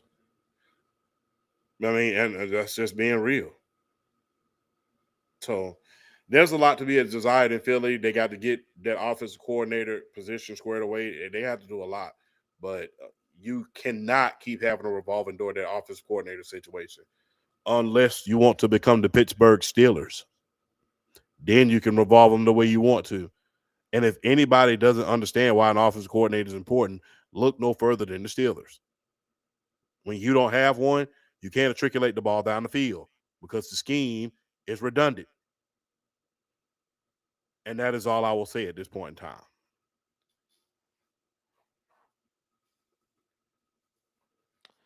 I just think for the Philadelphia Eagles, they're making it more difficult than it really needs to be. They know that Jalen Hurts coming out of college, champ, because we've seen a lot of SEC football from his days at Alabama until about one and only year in the Big 12 at the time with Oklahoma. Even though Hurts has made strides and progress as a passer, still you can't consistently ask him to throw the ball 35, 40 times. And Dwayne Coleman, he just released a comment. People are jumping on bandwagon now. They saying Jalen Hurts is the worst quarterback and he's trash. Dwayne, like I said before, that's just an exaggeration. I do think people, Eagles fans particularly, where I do have a problem with is when Jalen Hurts plays well. Now all of a sudden they call him top 5, and this is why I said before, champ, I don't consider him top 5. Yes. I do think he is a top 10 quarterback. I do think that the Philadelphia Eagles are more than proud to have as their quarterback because Jalen Hurts says and does all the right things. He may not be flashy or spectacular. Still in all, he finds ways to get the job done. I just think because of with AJ Brown, because with Kevin Patola, he's asking to do a lot more instead of being his true self. AJ Brown has to be traded.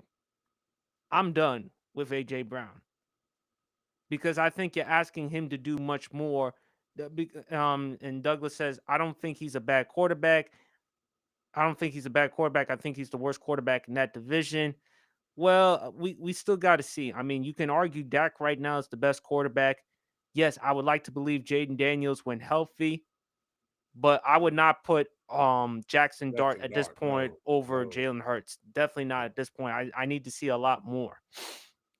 But when I look at Jalen Hurts, I just think he's asked to do an awful lot. If I'm keeping between AJ Brown or Jalen Hurts, even though AJ Brown is better at his position than Jalen Hurts, I'm going to move on from AJ Brown. I'm just tired of this. Dude's selfish. And he's complaining. What you really should be doing if you're AJ Brown, go focus on reading that book you've been doing all last year. Yeah, that book that you've been LeBron and then about for like the past 4 months. You know, him and LeBron love reading that first page. They love, But my thing is, Champ, look, I've had enough if I'm the Eagles with AJ Brown. They still on that first page right there.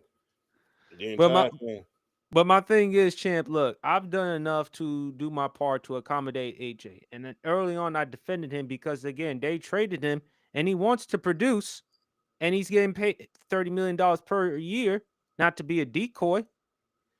But you becoming more of a problem for the team. Jalen Hurts, since he's trying to force feed you the football, look what's happened. And look what's happened with the Eagles.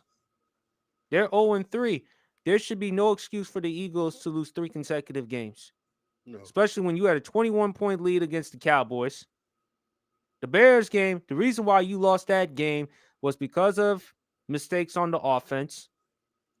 Defensively, if there's one thing I can blame the Eagles for, 255 yards y'all gave up on the ground to Mongai and DeAndre Swift, of course, from UGA, running back indeed. U. Caleb Williams didn't have that good of a game, Champ. But if Caleb Williams would actually throw for 300 yards and 3 touchdowns, the Chicago Bears would have just beat the brakes out of the Philadelphia Eagles on that Black Friday. And this game, a Monday Night Football game against the Los Angeles Chargers, with Justin Herbert, who's dealt with injuries. The Chargers have had their struggles. And you lose to them. Why? Because you're asking your quarterback to do an awful lot, throwing the ball 40 times. Saquon had over 100 yards. This is one of the best games he's had this season since the Giants game when the Eagles were at home. The second game when the Eagles faced the Giants. You could have just ran the ball with Saquon, call it a day. But instead, you chose not to do that. Why? Because it seems like to me the running game is apparently boring. And you just want to throw the football. And look what happened. Champ, what are your thoughts about Phillip Rivers going to the Indianapolis Colts? He's been out of football for 5 years. He still looks good compared to other 43, 44-year-olds, Champ, but this is really much to do about nothing. Because Daniel Jones, like I said, he's out for the remainder of the season with a ruptured Achilles. And prior to that Achilles injury, he was playing with a fractured fibula. Riley Leonard has a knee injury. And Anthony Richardson, even though he's out of action, and I think for the Colts at this point, I think it's time for them to draft a quarterback next season. But the problem is they're too good of a football team based on their record for them to get any of these top quarterbacks. So either they trade. I don't see them trading I don't see the Tennessee Titans trading that number 1 overall pick to Indianapolis unless they wanted to. Remember, they gave up 2 first rounders to get Sauce Gardner. Yeah, they can't do Yeah. that. So Mac Jones it is. At this point, and why not pair him up with Shane Steichen in that type of offense? And Mhm. all you have to do is just hand the ball off to Jonathan Taylor. But I don't think Mac Jones may go to Indianapolis, champ. You may try to convince him to go to Atlanta. You've often said that. I've often said that. Plus, they did lose the 2 first-round picks, as you mentioned, champ. But it's sad for Indianapolis at this point. And did you see Cam Newton on 4th and 1? Well, yeah, I did, but I don't blame him for saying that. But the thing is, he doesn't have a relationship with that team. That's the thing. Phillip Rivers does. If the Panthers had gotten some injuries and they called him, I could have seen them calling him back and say, "Hey, won't you get?" Because Cam is in, regardless of him being on television, that guy is in freakish shape. That guy is still a giant among men.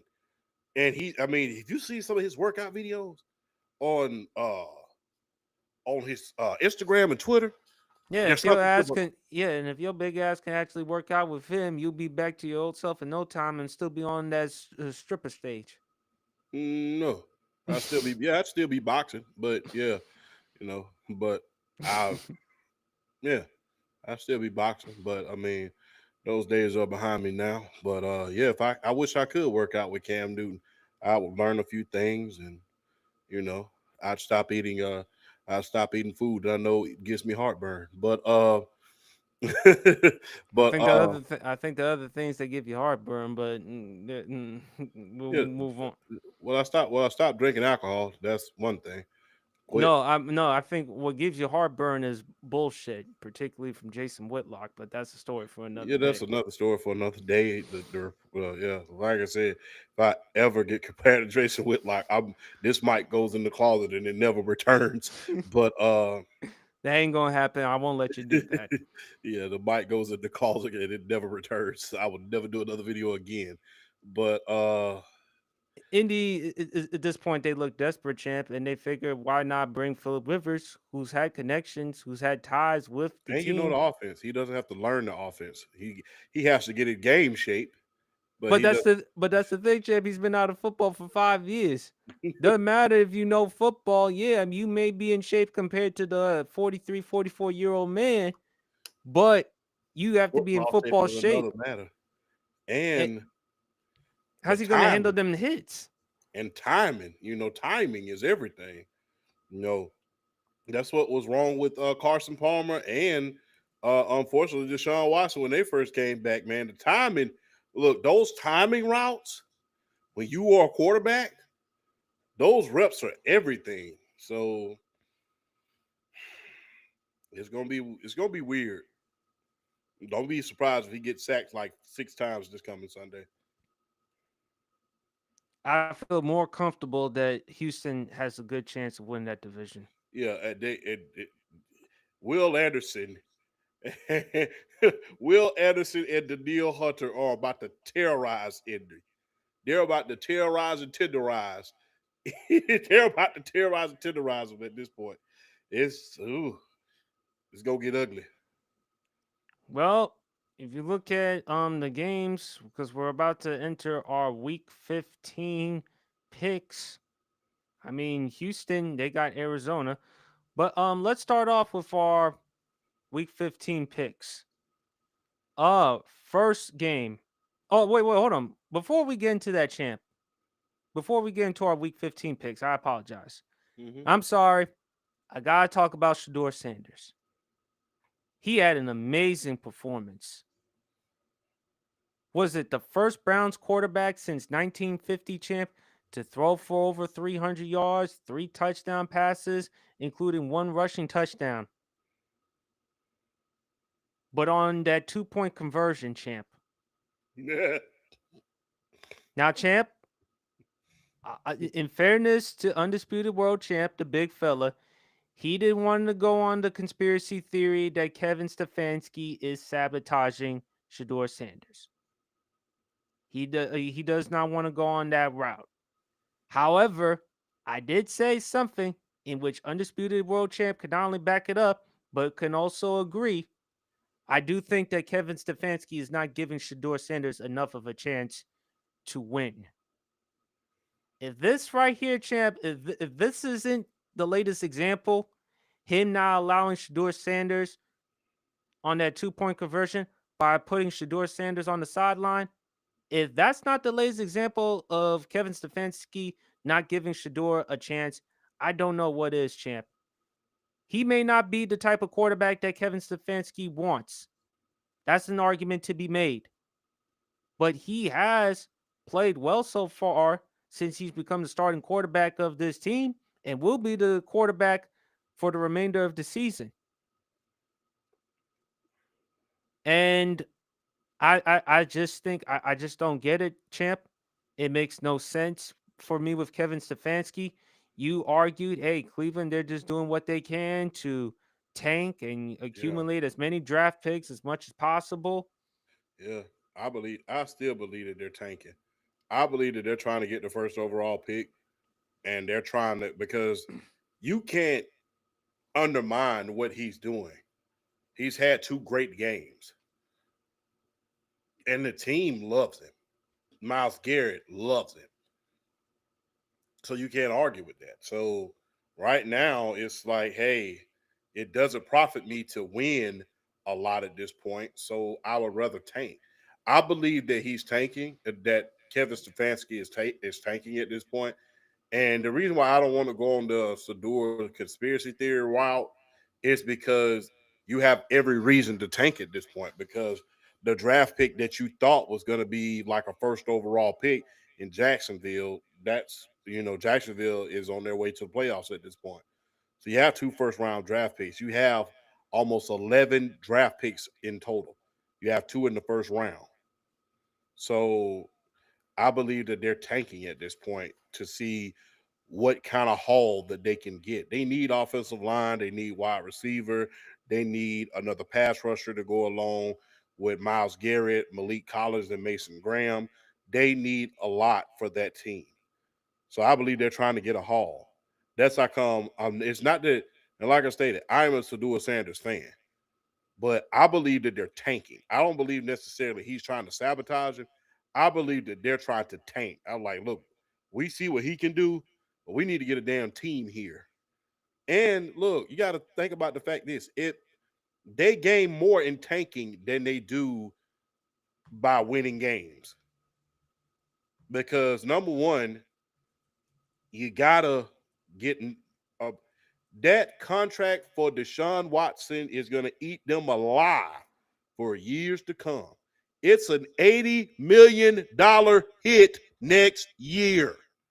80 million big ones. That's over a third of your cap. So you have to you're not going to be able to go after these big time free agents. So you have to build within the draft. And they built it damn good this year. They got a two back. They got two good running back. Got Jukins, Sampson Jukin.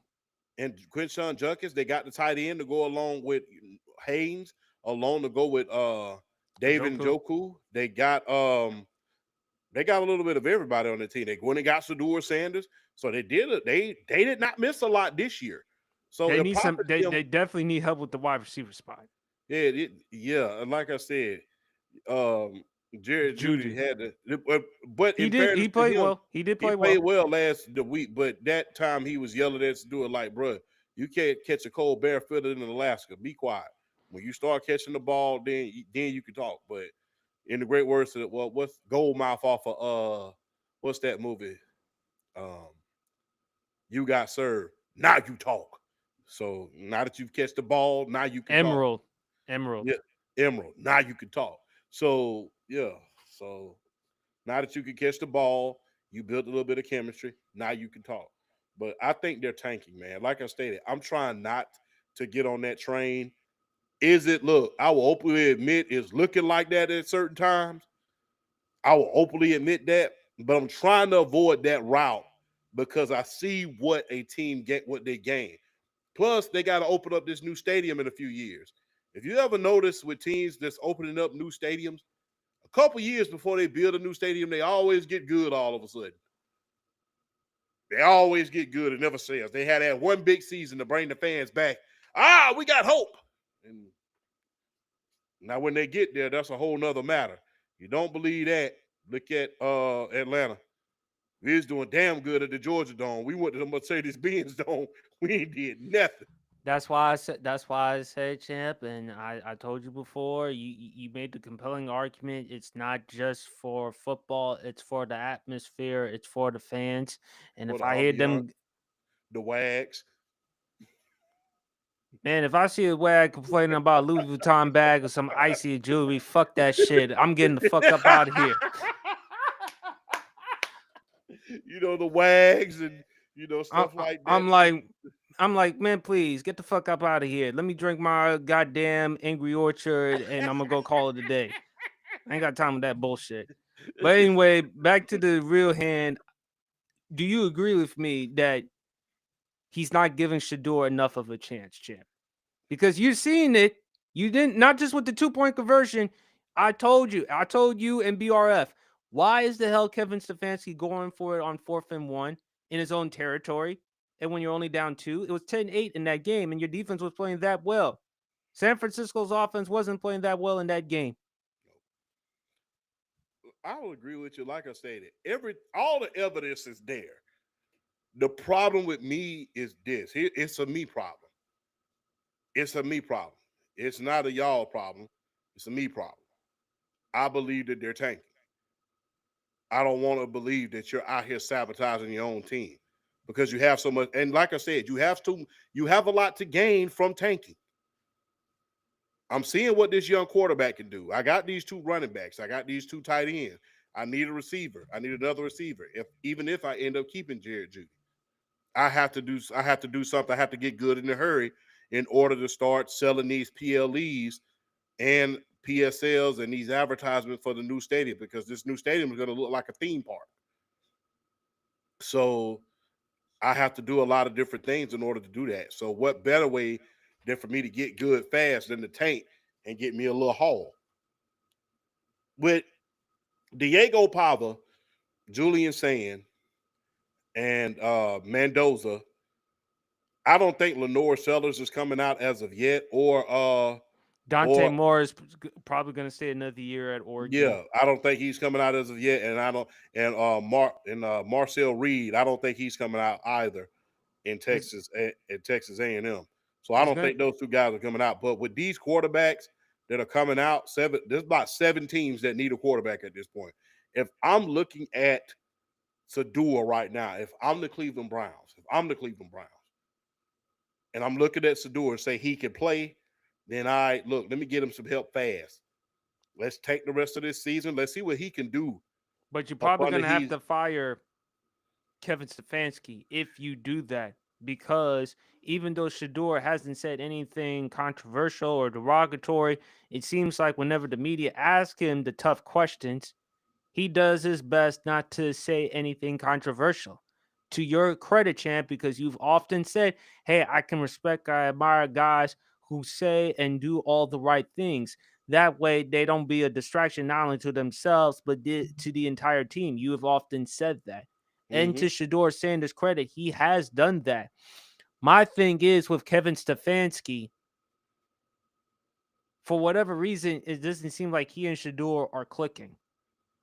And I think if Shedeur Sanders wants, if Cleveland, if you feel like he's the guy for you, because we don't know with Deshaun Watson, as you mentioned, $80 million, and he's coming off a ruptured Achilles, and he's injury prone.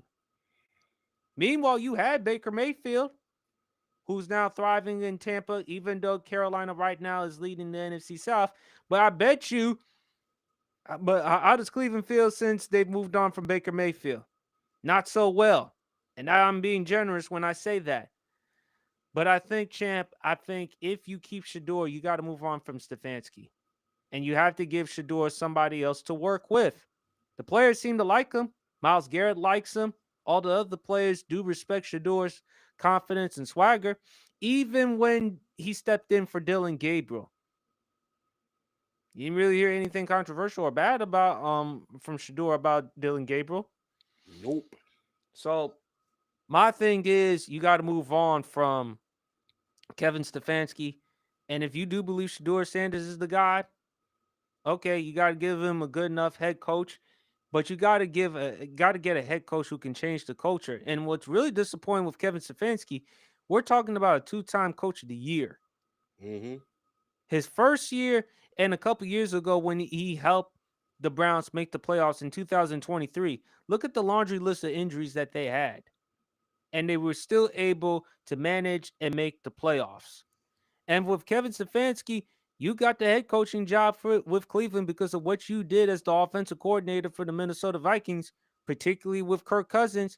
And we saw what you did your first year with Baker Mayfield, in which Baker Mayfield in year 3 had an improvement season compared to his second season. Mm-hmm. So it's really disappointing with Kevin Stefanski at this point, but I think if you're keeping Shador, Stefanski's got to go. Or if you land one of these quarterbacks, I think they may have a chance to get Mendoza or Ty Simpson. Then I would like to see Shador somewhere else. Heck, Los Angeles. well, I was gonna say San Francisco because Los Mac Angeles, Jones Yeah, Los Angeles and because San Mac Jones Francisco. is probably going to be up out of here. Mac Jones deserves a contract extension. I've been telling you what I've been telling you about Mac Jones. The Yes, you Patriots have. sabotage him. Bill Belichick sabotaged him. Can I interest you in Matt Patricia and Joe Judge? All this Yeah. talk about Mac Jones being a bust. Yeah, Mr. Pencil guy doing this shit right here on the sideline. But it Yeah. also goes to tell you, champ, as you always say, coaching matters. Exactly. Bryce Young may not be the flashy quarterback in the world, but look at the coaching. Look at the development he has made so far in year 3. Yeah. So I think with Shador Sanders, who has good enough talent, but if you put him with a head coach that he can work with, why not with Kyle Shanahan? You mean to tell me he'd be worse off with Kyle Shanahan as his head coach? No, it's Georgia bias. Coach McVay is from Georgia. So yeah, and Coach Stafford McVay is a proven winner. He's a and proven also winner. Stafford there, And UGA. Matthew Stafford, yeah, it's Georgia bias. Coach McVay is from Georgia. In fact, the team that he beat it on his way to a state championship, Shaw High School, was out of Columbus, Georgia. One of the best teams that you've ever going to see. Had a guy by the name of Jarrell Mabry, one of the biggest fullbacks you ever want to see, went to the University of Miami. Had Jose Garcia, Brandon Rose, who I went to middle school with, by the way, at Marshall. Had one of the best teams that you ever want to see back in those days. But they was able to overcome and beat them. You know, Yeah, Shaw High School down here in Columbus, Georgia, they were so good at one point. They called them Shaw U because nearly everybody who came out of there got a Division I scholarship. That's who he beat on the way to that state championship where he was at Marist. he also graduated from Maurice School in Brookhaven, Georgia. I'm reading it here from Wikipedia. He was a 4-year starter at Maurice as a quarterback and DB for the War Eagles high school football, and the first player in school history to amass 1,000 rushing yards and passing in consecutive seasons. McVay totaled 2,600 rushing and 2,600 yards rushing and 40 rushing touchdowns during his career, and also passed for 2,500 yards, 18 touchdowns, leading the War Eagles to a 26-3 record, including 14-1 and state championship his senior year, which he was also named the Georgia 4A Offensive Player of the Year over future Hall of Fame wide receiver Megatron Calvin Johnson. Wow, Yeah, that is something. yeah, Sean McVay was no joke. Where he used to run that option to perfection. He used to run that option to perfection. He beat Shaw High, Statesboro on that way to that state championship. We watched it. I watched that game. I watched him on PBS that year, Georgia Public Television that year, because back then and even now, when the high school teams, when they win, when they go to the playoffs, they get an opportunity to play at the Georgia Dome or now the Mercedes-Benz Dome. And Right. when they do that, they broadcast it on Georgia Public Television. So yeah, they broadcast it on the local station and they cover the entire game, and and they provide commentary on the entire game. By the way, Georgia Public Television, if you're looking for a commentator, go get this guy by the name of Broad Sports, if you will. Hell of a guy. If you need if you need a guy Shout out to to Broad. commentate, shout out to Broad, by the way. Or I won't say his real name, but go check him out if you need a guy, because that enthusiasm he shows is something. But Oh, yeah, well, they should hire you as well too, big fella. well, Broad is better. Broad is better than I am. So yeah, you got to give credit where credit's due. Broad is better than I am. But I know that, but you ain't shabby. Yeah, I ain't shabby, but Broad. Yeah, I choose Broad over me. So I choose Broad over me. So there's about 5 guys I choose over myself. So yeah, I'm good, but those guys are great, But All right. I saw him win that state championship. That team was no joke. They ran the triple option to perfection. And ironically, Shaw saw that option at one point at a team by the name of Upson Lee. And they beat that team that ran that same option like 45-0 at that point. But I'll say this: Sean McVay is no joke in high school. He's no joke as a coach. So I have to say that. But I love to see Shedeur Sanders under the tutelage of Sean McVay. The way he developed Baker Mayfield, hell, the way he was trying to develop Stetson Bennett, and still is trying to develop Stetson Bennett from UGA, allowed him to take a year off from football to go to rehab and get his alcoholism under control. So that's how come I want him under the tutelage, because I know, especially in all places, Cali, with them Temptations. But again, man, but you can't go wrong with Kyle Shanahan either. No, you can't. Especially with his play calling, and look, to pair him up with a CMC, still in his prime, in the discussion for comeback player of the year, George Kittle. Now, they're gonna have to address their wide receiver, because it seems to be Brandon Ayuk's days in San Francisco are numbered. But that's the story for another day. Another bag fumbler. Yeah. But big fella, let's get into our Week 15 picks. Cleveland at Chicago. Chicago's a 7.5-point favorite. You know what? This is the hottest take I'm ever gonna have, because I'm going with Shedeur. I want Shedeur to win this one, just so everybody could see him go up against a winning team and him to shut everybody up. Shedeur, go out here and handle business, man. I want you to win. So that's how come I'm picking you this week. Myles Garrett, 3 sacks. Especially with how the way Caleb Williams extends the play. And if any athletic guy can go after Caleb Williams and get a sack, that's Myles Garrett. I would love to see Shedeur Sanders play well, but I think for Chicago, they're going to bounce back after that tough loss to Green Bay. I think they win this one. I'm going to go Bears 20, Cleveland 10. All right, next one, champ. Ravens at Bengals. Ravens are 2.5 points. Lamar Jackson, since he came back from the injury, hasn't played particularly well. Isaiah Likely. He had that controversial non-touchdown play. All he needed was 3 steps. That would have been enough of a football play. He had that fumble in that game against the Bengals in Thanksgiving. Baltimore has to win this one, because right now the Steelers are taking the lead. Lamar's got to snap out of his playoff. Got to snap out of his game so far, and I don't know what's up with Baltimore, but they have to win this one. I'm going with Baltimore because I don't trust Cincy's defense enough. I'll go with Baltimore. Uncle Lamar, you got to get it. You got to get it going, man. You got to get it going, Uncle Lamar. So, Chargers at Chiefs. Kansas City is a 6-point favorite. But Chargers. The Chiefs are washed this year, so the Chargers are gonna beat them. I'll go with the Chiefs. But again, the Chiefs have been a disappointment. I don't believe they're going to be. I actually think this is a good thing, champ, for the Chiefs to be bad. Rebuild. It's time to rebuild. But that's my point, champ. When you when you move trades like that, when you make the trades like for Joe Thuney, you still had this feeling, this perception, oh, we're still going to compete. And so far, that's been proven a mistake.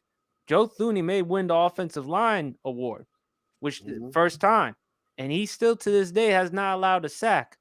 So my thing, this is a good thing for Kansas City to be struggling, so that heading into the offseason, they can evaluate and figure out what do they need to do. And hopefully some of the players who've had off the field issues, particularly Rashee Rice, hopefully he gets his act together. Hopefully the Kansas City Chiefs continue to do something.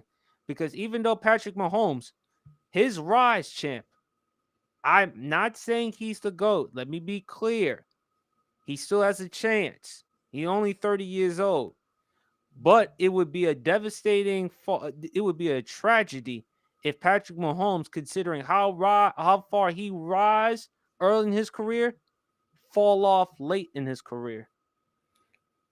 We've seen it before. We saw Troy Aikman. He had a meteoric rise. He wasn't as talented as Patrick Mahomes. But not this time. But not this type of rise, champ. Can you imagine if Mahomes, with that rise, how far he reached early in his career, take a huge fall down? Anything could happen, champ. But that would be a sad story, though. Yeah. But like I said, Troy Aikman had that same fall because of lack of coaching. You know, a lot of great players got hurt during the second half of his career. Yeah. Like I said, he wasn't as talented as Patrick Mahomes. But look, I don't think people understand this, and I'm going to make it short. What Tom Brady did is not the norm. What Tom Brady did is that sustained excellence. It's not the norm. Winning Super Bowl after Super Bowl, that's not the norm. Staying healthy as long as he did, that's not the norm. Well, obviously, champ, that's an anomaly. Yeah. So a lot of players, when their teams become dynasties, after a while, look, what goes up must come down.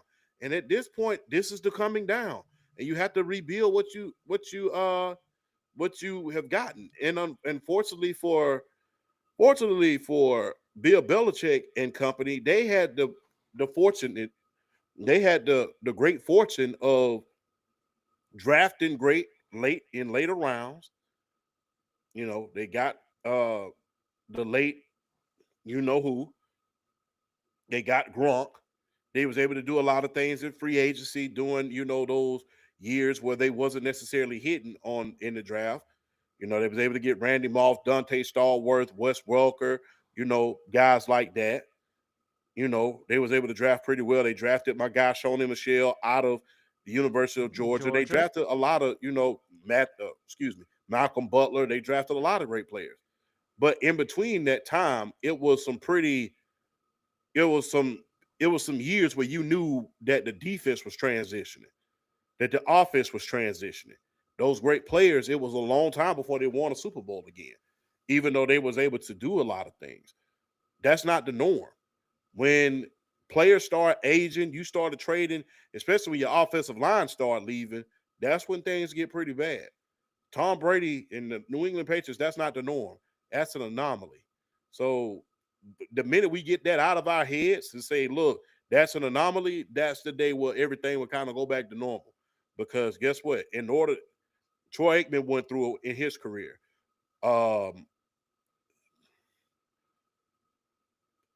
Terry Bradshaw went through it after he won his fourth Super Bowl. The dynasty starts coming down after a while. It's only so, and the thing is, those players, they haven't really added huge free agents, unlike those guys. They haven't had those big, huge free agents to add to the team. They've been doing patchwork every single year. You lost Tyreek Hill. Then you lose Eric Bieniemy. Then you lose then you lose the cornerback that they had. I forget his name. L'Jarius Sneed. He was traded to the Tennessee Titans. Yes, you lose him. You lose Joe Thuney, and then you lose your star center. You lose your star offensive line. It's only so much that you can take away. It's only so many pieces on the chessboard that you can take away before the king is checkmated. And this year, unfortunately for them, the king got checkmated. I think for them, this will actually be good moving forward Mm-hmm. because they'll put them in the mindset where they're no longer they're hunted. They're now going back to the hunter. I still believe Mahomes has some good football left in him, champ. No doubt. I also think they need to move on from Kelsey. You mentioned that they should get AJ Brown. Remember, because you advocated for the Chiefs to trade for AJ Brown. I Yeah. don't know. Yes, I can understand giving Mahomes a top target. You're probably going to have to give up, what, a second, a third, maybe a fourth in order to get AJ. Mm-hmm. But if anyone could actually do it, is Andy Reid.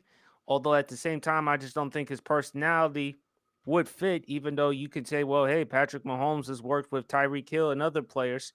What difference would it make? And plus, Andy Reid, he's worked with controversial players before. So what difference would it make? But I think this is good for Kansas City to struggle so that moving forward, they can focus on other things. Now, this is a really good game right here. Bills at Patriots.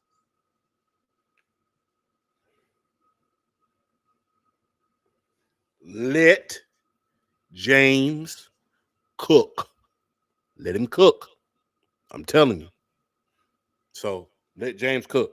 Go on with Buffalo. I'm gonna go with New England. And shout out to Josh Allen and his wife. He's strong. They're now expecting a new child. So congratulations to them. Also, Commanders at Giants. Ugh. Jaden Daniels will not play. Thank God. Thank God. I was just about to ask you that. I was like, you put him on that field, I'm gonna have a fit. They ain't even my team. The Giants. Giants. Yeah. He's had 4 injuries: the sprained knee, the hamstring, the dislocated elbow, and he re-injured that elbow last week against Minnesota, in which they got embarrassed. That's why you even allowing him to play. It makes no sense. As Don King said, only in America, or as Bill Watts said, if he was walking through a men's locker room, he'd be whistling "Strangers in Paradise."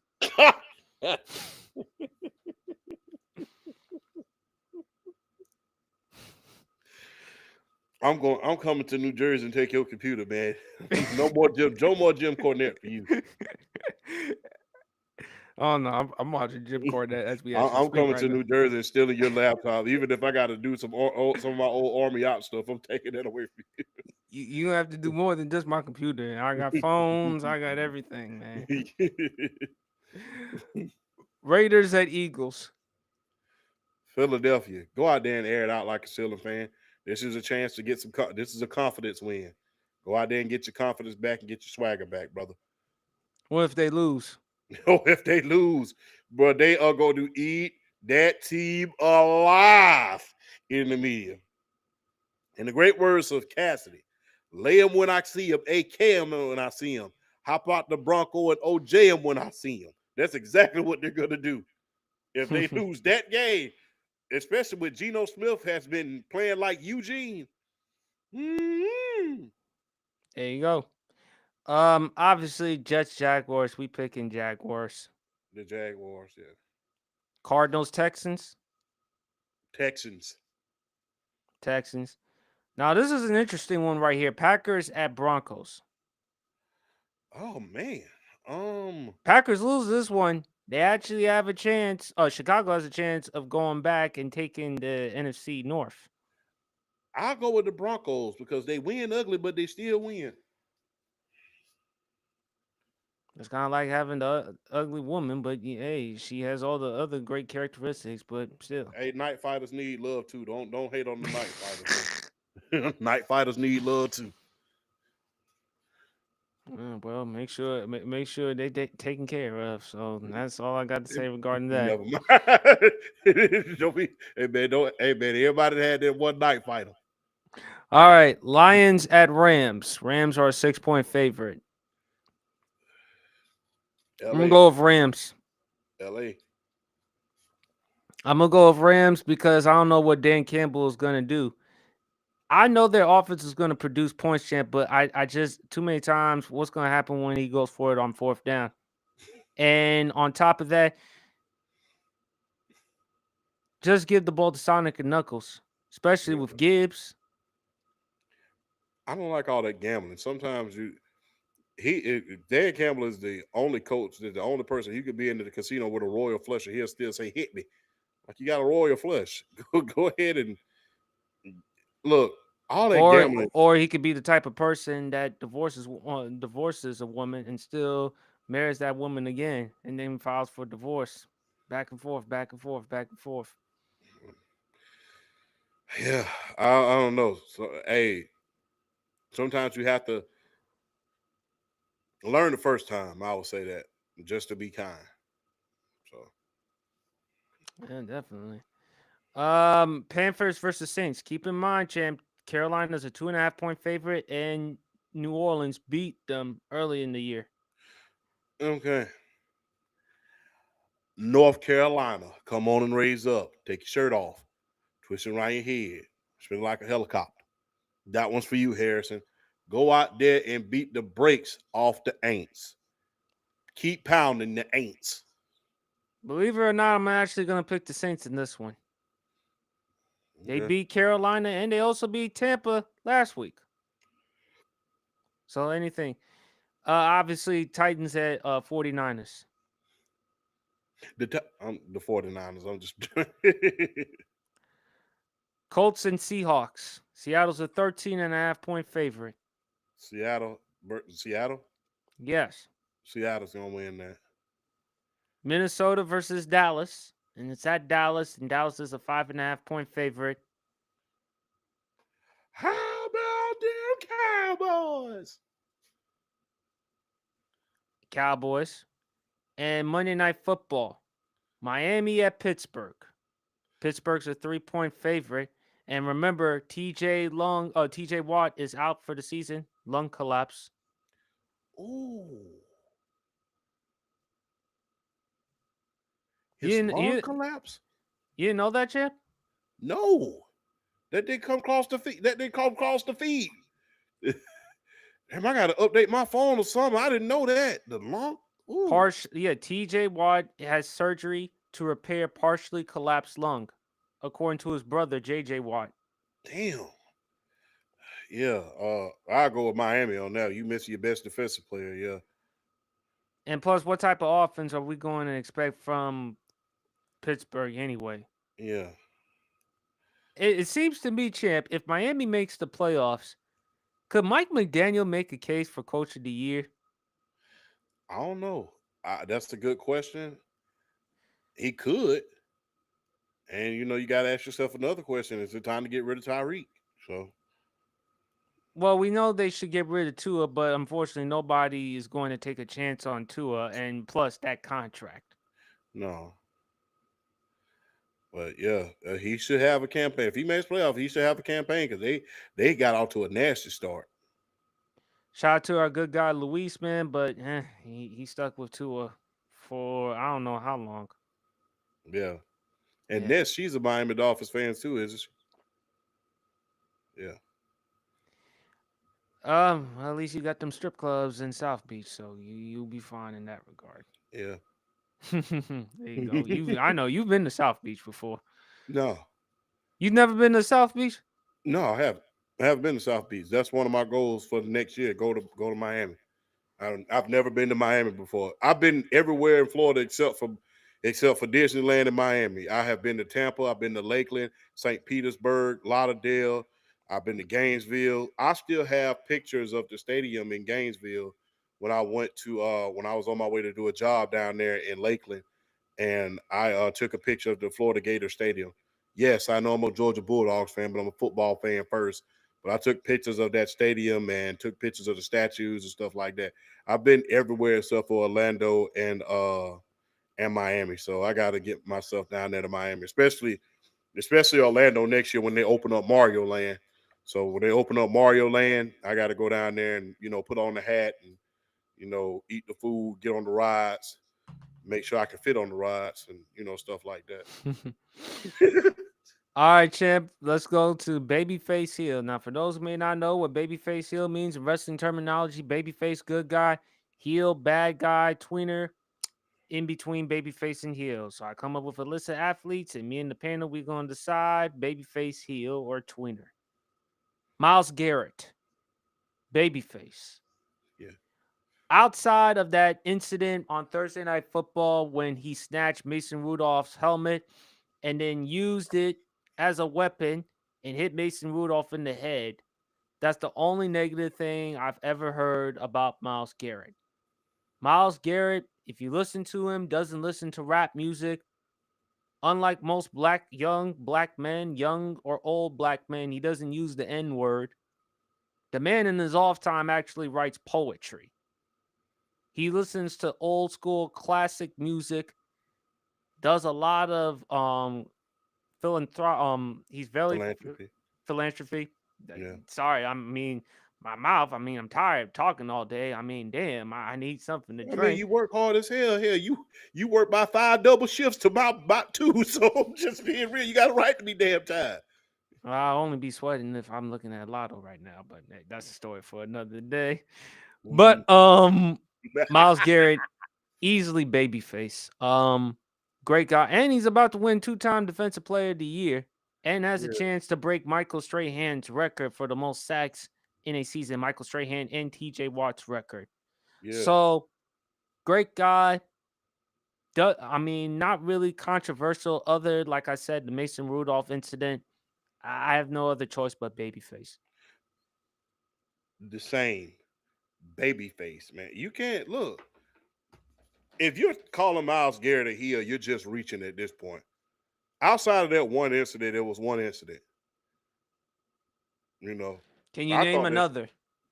You can't name another. And if you try to, you're reaching. So, I mean, plus, he's the heart of that team, man. And people who are going to say, well, he took the money. You would have took it too. Just being real. And a lot of times, it's not just the money. Shit, who wouldn't? Hell, as hardworking as we are, if someone offered us more money than our wildest dreams and never had to work a day in our lives, hell, we take that. Yeah. And look, sometimes it's not just the money, it's comfort. I'm comfortable where I am. And what's so funny about that is we say, well, Myles Garrett took the money. We didn't say that when Russell Westbrook took the money when he was in OKC and he won MVP. We called it loyalty, did we not?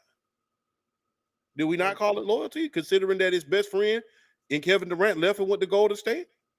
We call loyalty with Damian Lillard always staying in Portland. Exactly. So it's not just money, it's comfort. I'm comfortable. I want to be comfortable. I don't want to be bouncing all over the place trying to chase rings. Guess what? If I want to win and winning a ring in Cleveland, if he's able to win one or even make it to the playoff, even make it to the AFC Championship, that means a lot more than winning a Super Bowl somewhere else. Especially for that fan base. And you saw the media there. You know how diehard them fan base and the media people are, but Myles Garrett, believe it or not, he actually wanted the Cowboys to draft him with the number 1 overall pick. That's a large part because he's from the state of Texas. Yeah, him and Von Miller wanted to be drafted by the Cowboys. Both Texas A&M dudes as well. Yeah. But Myles Garrett, great guy and a physical freak. That's a specimen. that guy's a monster. Those are one of those guys that I'm glad I didn't have to box with him back in the day because I ain't scared to say this. I probably would have ducked him. Like, hey man, you got put a lot of stipulations on the match. Well, I don't know if you want to duck this next opponent, the next person I'm bringing up for babyface heel. James Harrison. Babyface. I like James Harrison. Some people will say tweener or heel because of how violent he was, the football player. But I can't name anything bad about James Harrison, the person. Look, the man is a look. Plus, I love his podcast with him and Joe Hayden. I love that podcast. And look, man, I love the fact that Debo's still strong. He's still strong. And look, he's not that big neither. When you think about, I'm talking about as far as height. He's only 6'1". He's the modern day version of Sam Mills. He's just a little bit taller. He's only 6 feet, 5'11". He's not even that tall. He's in freakish shape though. He was the heart of that team at one point in Pittsburgh. Won Defensive Player of the Year. And people always talk about the big hits or whatever. Those were the rules back then. Let's not forget that big play he made when he picked off Kurt Warner in that Super Bowl. Exactly. Those were the rules back then. And as the rules started transitioning, unfortunately, our minds started transitioning with it. That's the thing. When those rules started changing, our minds started to change along with it. We started deeming textbooks tackles as dirty hits when it really wasn't. Those were just the rules back then. Those were just the rules. And unfortunately, in the middle of his career, those rules changed. It cost him a few suspensions here and there. But guess what? Those were the rules. And when you transition quickly from within those rules, hey, you're going to have some hiccups here and there. It's kind of like telling me, hey, you can't do a podcast with a microphone stand. You got to hold it in your hand and do it like this the entire time. It's going to be difficult to transition from that rule. That's what they don't understand, especially with these defensive players. Rules get changed damn near every single year in order for them not to get the advantage. I'll never forget when Mel Kiper, of all people, tried to tell them to ban safeties high. So essentially, you're telling everybody to ban the cover two. They're always trying to give the offense the advantage. So his game had to transition. It did not transition well at first. And like I stated, when the rules changed, so did our minds at a certain point. We deemed a big hit that we saw, we deemed something that we saw as a big hit 2 years ago, we saw that as a dirty hit now. So it wasn't Rodney, that wasn't James Harrison's fault. And I like James Harrison, man. Workout guru, man, family man, tells it like it is. Big Debo. Gotta love a guy like that, man. Undrafted free agent, by the way. He was not drafted. True underdog story. Went from being an undrafted free agent to defensive player of the year and a Super Bowl champion and a hero in a Super Bowl. I'm just listening to what Richard Sherman had to say about Mel Kiper taking the high safety off. What did he say? He thinks he's selling. He was asked on his podcast, you buying or selling? He's completely selling. Just stick to the draft. Stick to what you do as a draft analysis. Don't even talk about this type of stuff, basically. Oh, man. But, all right, I got another one for Babyface Heel. Uh-oh. MC Hammer. Babyface. Listen, Babyface. I'll go. Hammer did a lot of good for the community from Oakland. I thought Hammer too many times back then he was unfairly treated wrong by his peers, although you can say that's the evolution of gangster rap. But make no mistake about it, MC Hammer, you dare say a negative word about MC Hammer. Ask Redman, Outkast, ask MC Search from Third Base. Yes. Listen to Lord Jamar, Godfrey, Too Short, all them other people. The only wise person that chose not to say a negative word about MC Hammer is one Ice-T. MC Hammer is a babyface.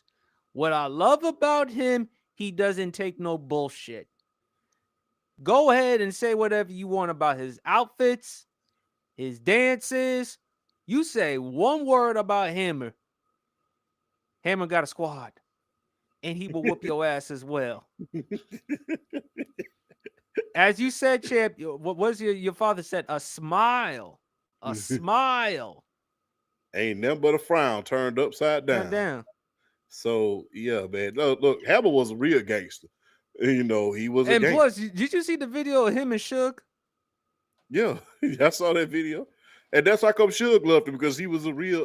You don't necessarily have to be in the street in order to be a gangster. You can be gangster in your own right. So no, not just that, champ. Suge Knight is 6'3", over 300 pounds. Suge Knight is a former football player and bodyguard. And even MC Hammer wasn't even scared of Suge. Yeah. With that saying something, because he scared the hell out of everybody else, including me. So and no, and go. I know the Breakfast Club. You need to go listen to that story of what DJ Envy had to say. Yeah, I will send you to YouTube, and you'll tell me later on in the private chat. I will. It's just unfortunate. Hammer was ahead of his time, man. That's the only thing that you can do it. And when you're ahead of your time, a lot of times you get a bad rap, man. Hammer was one of the first African American guys selling them kind of records in the hip hop community. He was the first of his kind doing that. I mean, he was it was so big that Vanilla Ice was opening up for him. Yes, You know, he yeah, had to so copy Vanilla Ice had to copy Hammer, the yeah, outfits, all that other stuff. yeah. I think So didn't, and plus also wasn't Boys to Men at one point involved something with Hammer? I think so, but I can't confirm. I have to look it up. Because I But was watching it on VH1's Behind the Music. But Hammer, he did a lot of good for the community, man. He encouraged kids to stay off the streets, stay off drugs. He also had a TV show, a cartoon TV show, Hammerman, yeah, and plus Pumps in the Bump. yeah. And look, man, look, I'm gonna just be real, man. When you give your whole community a job, and because at one point, because I'm trying to be real careful about how I say this, but at one point, Oakland was the crime capital of the world, and he was able to get all of his neighborhood off the street and give them jobs and feed an entire community. Unfortunately, you can't save everybody at a certain point because it comes at the expense of you. But I think they gave him a bad rap. Now that we know the story, he got a bad rap. And I think he got a bad rap in the hip hop community. I think that they did his ass wrong because guess what? Just because you know, back then, everybody want to stick, hip hop. Look, I don't think the audience understands. Back when I was a child, hip hop was considered a fad. It was underground music. And that's how come EPMD said, I stick to underground, blank the crossover. We don't want to be the crossover. And for him to be the first one to cross over and sell 15 million albums, and, and what's so funny about that, he was selling underground before he got the major deal. He Remember, was one of the first. Please Hammer, don't hurt him. Yeah, he was one of the first hip hop artists who got the kind of deal that he did that was able to help him make all of that money. He made damn near $100 million. So yeah, and he told him, "Hey, I'm not going to be one of these guys who goes into the studio, does all the work, goes out to the concerts, and say, hey, you like it,' and then somebody else goes on with all the money." He was able to gain education from being friends with the former owner of the Oakland A's, hanging out Yes, with the former players. Hammer and Hank Aaron. That's how he got the nickname Hammer. Yeah. So being friends with a lot of those guys that were in the clubhouse that he was working at down there in Oakland, being able to hang out with them, see their contracts, hear about their contracts, things of that nature. That's how come he had so much business savvy about himself. And, a lot of these rappers, they think a lot of middle America think these guys were just thugs back then. No, these guys had actual education. And, Hammer was in the army at one point. Hammer was in the army at one point. So, yeah. And he was a man of God.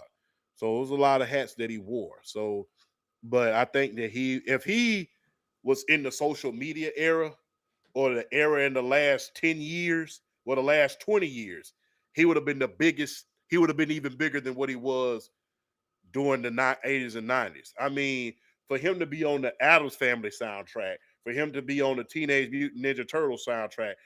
I actually bought his tacos when they were selling when he was the on that MC Hammer. Taco Bell commercial. Yeah, I actually bought his tacos from the MC Hammer taco commercials. I actually want to eat more Taco Bell rather than McDonald's because of MC Hammer. Had an endorsement with I think it was one of the sodas. I think it was Pepsi. I don't know for sure. Pepsi, I think. Pepsi. Yeah, had an endorsement with Pepsi. One of the few acts to just really just cross over. And ironically, everybody who was calling him a sellout back then, they ended up doing the same thing in their future.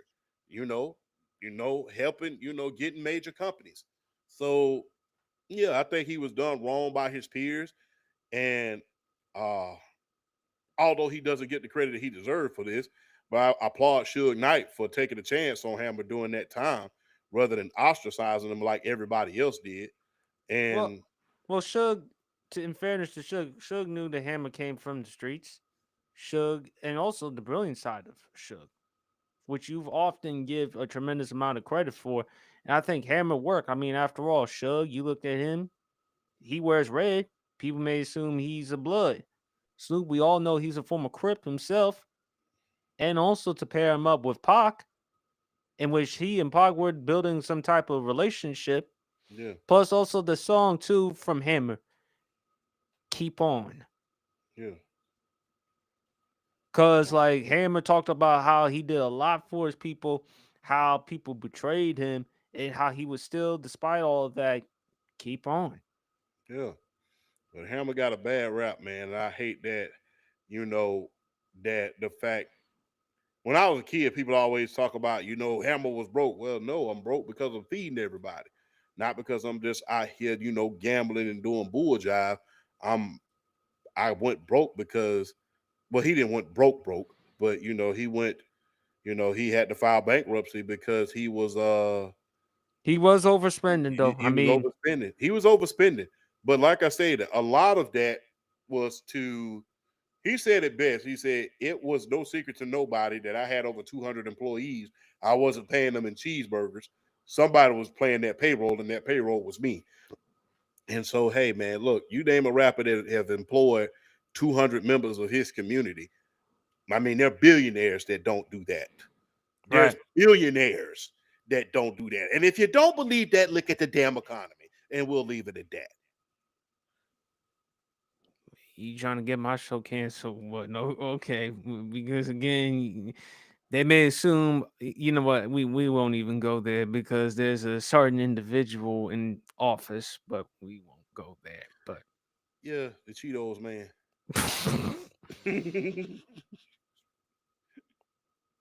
Dorito, but that's about it. But Hammer definitely a babyface. Now we Yeah. can add another one for babyface or heel. Now he is a wrestler. He is a wrestler, but this has to do with him as a person. Just a person. Bret the Hitman Hart. You know what? I probably lean towards tweener. Look, Bret. I love the fact that Bret is unapologetic and says whatever's on his mind, champ. But make no mistake about it. The moment you get him to talk about Goldberg, he'll continuously get on Goldberg's ass all the damn time. And plus, what he said about Vince and Shawn recently. Look, I'm gonna say this in 1 minute and 30 seconds. I will never forget when they had him turn heel at WrestleMania 13 with Stone Cold, and and him was just being just a whiny little something. And come to find out, that was his true character. I mean, it's just like, bro. And the thing is, I really think that, look, Bret is one of the greatest of all time, but he's probably forgotten he's, unless you're a hardcore wrestling fan like we are, unless you're a wrestling savant, he wrestled in the lost generation. He wrestled during the new generation, and he left at the heels of the explosion. And by the time wrestling exploded, he was on the damn mid card. So the guys who were watching wrestling cheering for Stone Cold and cheering for The Rock, they were no longer cheering for Bret the Hitman Hart during the Attitude Era when wrestling was at its height. He wrestled during the New Generation era, and just as the Attitude Era was about to explode, Montreal Screwjob, and then into the wastelands of WCW, where you had a $5 million contract, and guess what? You had no push whatsoever. Biggest moment that you had, well, biggest two moments was, you wearing the iron over your chest for Goldberg to spear you, and you being the referee at Starrcade 97, for the Hogan versus Sting match. Which but he admitted that was lame. everybody and their mama knew it was lame. But the thing is, I understand why he's upset. But at the end of the day, the true wrestling fans, we know. But like I stated, he's kind of forgotten Because of the newer because generation, how new he's been generation people really wasn't watching that at the right. time. And Wrestling wasn't always cool. People used to jank on you or roast you for watching wrestling before the Attitude Era. So you walking around in damn Bret Hart shirt back then during the new generation, people was calling you lame. People was calling you a nerd. People was calling you everything but a child of God. but When the that's because Attitude Era, but that's because Brett didn't have that great mic skills. But you started to have a feeling with Brett when he and Sean. That wasn't just scripted. That was real. Especially that was when real. Sean's had to cut that Sunny Days promo. What's so funny about the Sunny Days promo is, when you go back and look at it, Sean was the one having Sunny Days. Yeah, we know that. Well, which they I didn't don't, call him which I don't blame him. I don't want the rain to come no time soon either. So especially back then, but yeah, I mean, Bret Hart, I'll still put him as a babyface, man, because guess what? I wouldn't look. A lot of people will get on to you about certain stuff, but a lot of times you are forgotten. You're not revered as much as Stone Cold is. You're not revered as much as The Rock is. You're not revered as much as John Cena is. Those guys, even Hulk Hogan, regardless of the stuff that happened, they're not revered like those guys. You should be, but you're not, because you didn't wrestle and you wasn't at your heyday when wrestling was at its height. You was lost during the new generation. And guess what? Just as the Attitude Era was about to pick up, you got exiled into the wastelands of WCW. So I don't blame him for how he feels. I wish that he would tone it the hell down at times. It's But not gonna happen. but yeah, I understand that. I am forgotten. I have to do things in order to keep myself relevant. And the thing is, he keeps talking about Goldberg. He even admitted Goldberg told him, watch the kick, as he threw him up against the rope. He literally admitted it. Watch the kick. What did you also thought of Brett when he insinuated that Vince and Sean had a sexual relationship? He's not the first person who said that. If you go back and look at there's an interview with the Legion of Doom, the Road Warriors, the GOAT tag team. They said the same thing. So that's not the first time I've heard something like that. So I heard from Jim Ross. Jim Ross debunked it. He thought a sexual relationship. He said, "Look, Vince saw Sean as a young Vince McMahon, defiant, attitudinal, and granted, it was easy for Vince to build a rapport with Sean because Sean wanted to push the button. Sean wanted to do things his way. He was anti-establishment. But I don't know about a sexual relationship. I think Brett is reaching. But like I said, that's not the first time I've heard something like that. I know that, champ, because the Road Warriors said it. A couple of other guys, I know you. Yeah. I know you would also always say everybody ain't lying, but where's the proof? I mean, where was the proof on all the bullshit that Vince McMahon was doing at one point? So, I mean, well, we kind of know. I mean, now. Where was the proof at when But hey, man, look, but I will say Brett as a babyface or tweener. It seems like with the newer generation, they look at Bret Hart as the modern version of the old man, get off my lawn. Yeah, that's how Bret Hart comes off to the younger generation. I don't like. I mean, look, Bret Hart, you may not necessarily like as far as his mic skills. Bret's biggest problem is that he took a lot of things too seriously. Jim Cornette has said that. A lot of people have said that about Bret. He took the business, he took everything too damn seriously. And I think that's what led to a lot of his problems later down the road. And we mentioned this, champ, with Bret. He went through a lot of things in his life. I mean, obviously, the loss of his brother, rest his soul, the late, great Owen Hart. I mean, the loss of your parents, and then your career. Then the So divorce. I mean, he got the divorced. stroke. Let's not Yeah. forget the stroke that he had. I understand Brett having all these emotions, but him still complaining about it, even though he is true, what do you still hope to accomplish if you're Brett at this point? Hey. Although he does sound a lot more like Jim Cornette nowadays, which is why I kind of like Bret Hart. Again, if I hey, if I give me a mic and I'm gonna tell my truth. As far as the Goldberg thing, let that go. But if you got some other truths you want to tell, go ahead and tell them. But like I stated, I think a lot of that is because he's forgotten. And like I stated, he'll never be forgotten by true wrestling fans. But as far as people always view the new generation era as the lost generation. Right. I'm just being real. They view it as the lost generation. They had their few highlights here and there, but it's the lost generation of wrestling.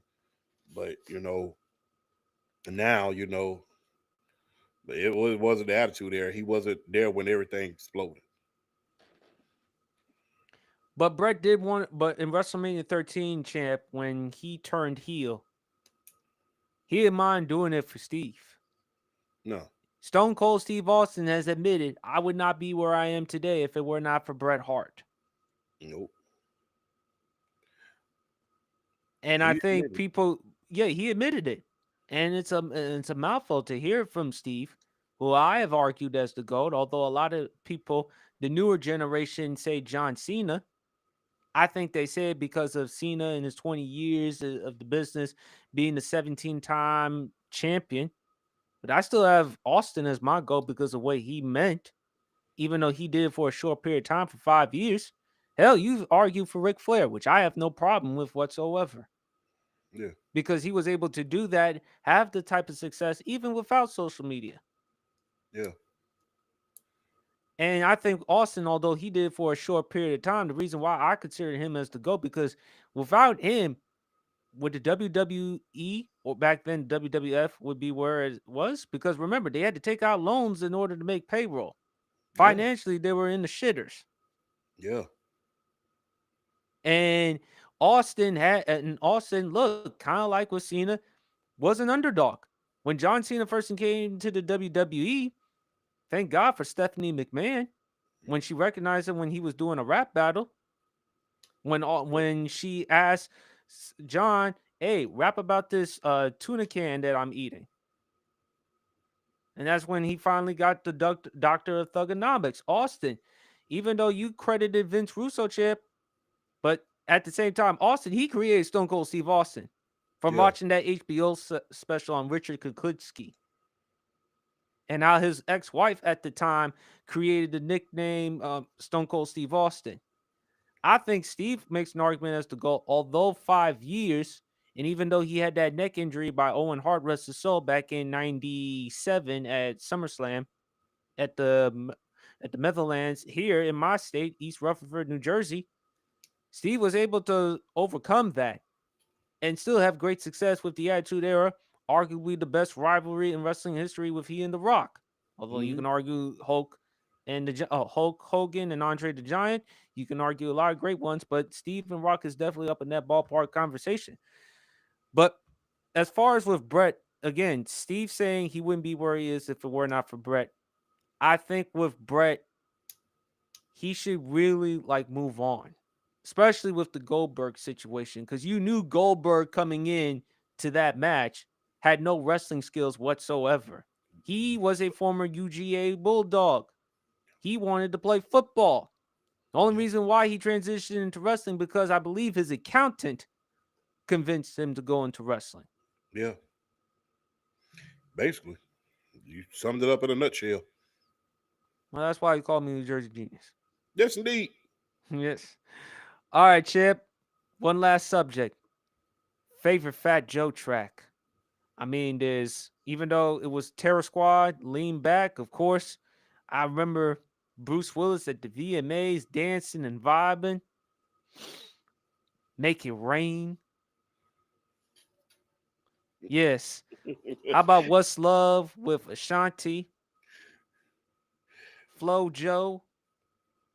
I mean, the Twins track with him and Rest His Soul, Big Pun, Yes, amazing. especially with Big Pun with that verse he did.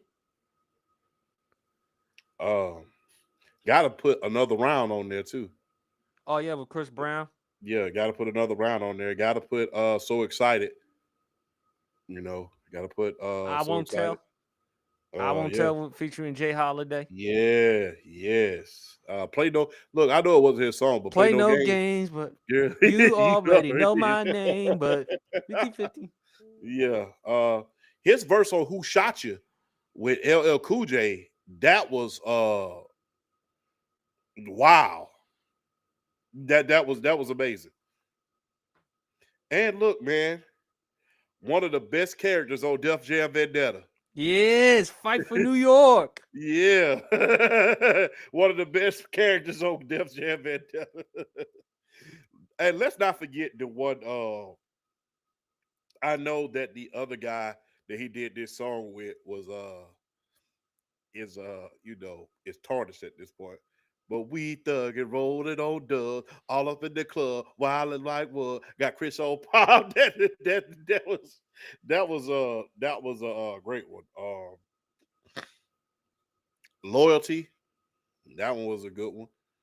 Um, Fat Joe is underrated, man. It's unfortunately that social media shapes shapes the opinions of people all the time. But look, stop letting social media shift your opinion, bro. It's like it gets old after a while. If your opinion, I always tell people this, man. If social media and the media is telling you to think one way, think the damn opposite. So think the opposite, um, because it's social media. It's not real. It's kind of like I remember my father. Remember my father used to call the TV the idiot box. Mm-hmm. And that's what social media can be sometimes. Except back when I was a kid, TV went actually went off. You actually had the little clear station that it just actually went off and you could decompress. But now the idiot box is 24/7. So it's 24/7. It's a lot of people with a lot of very outlandish opinions. Granted, some of them are valid, but in the great words of Denzel Washington, 90% of it is bull jive. But it's entertaining. What I love about Joe, he's a diehard sports fan. I love the Mhm. podcast he does with Jada Kiss.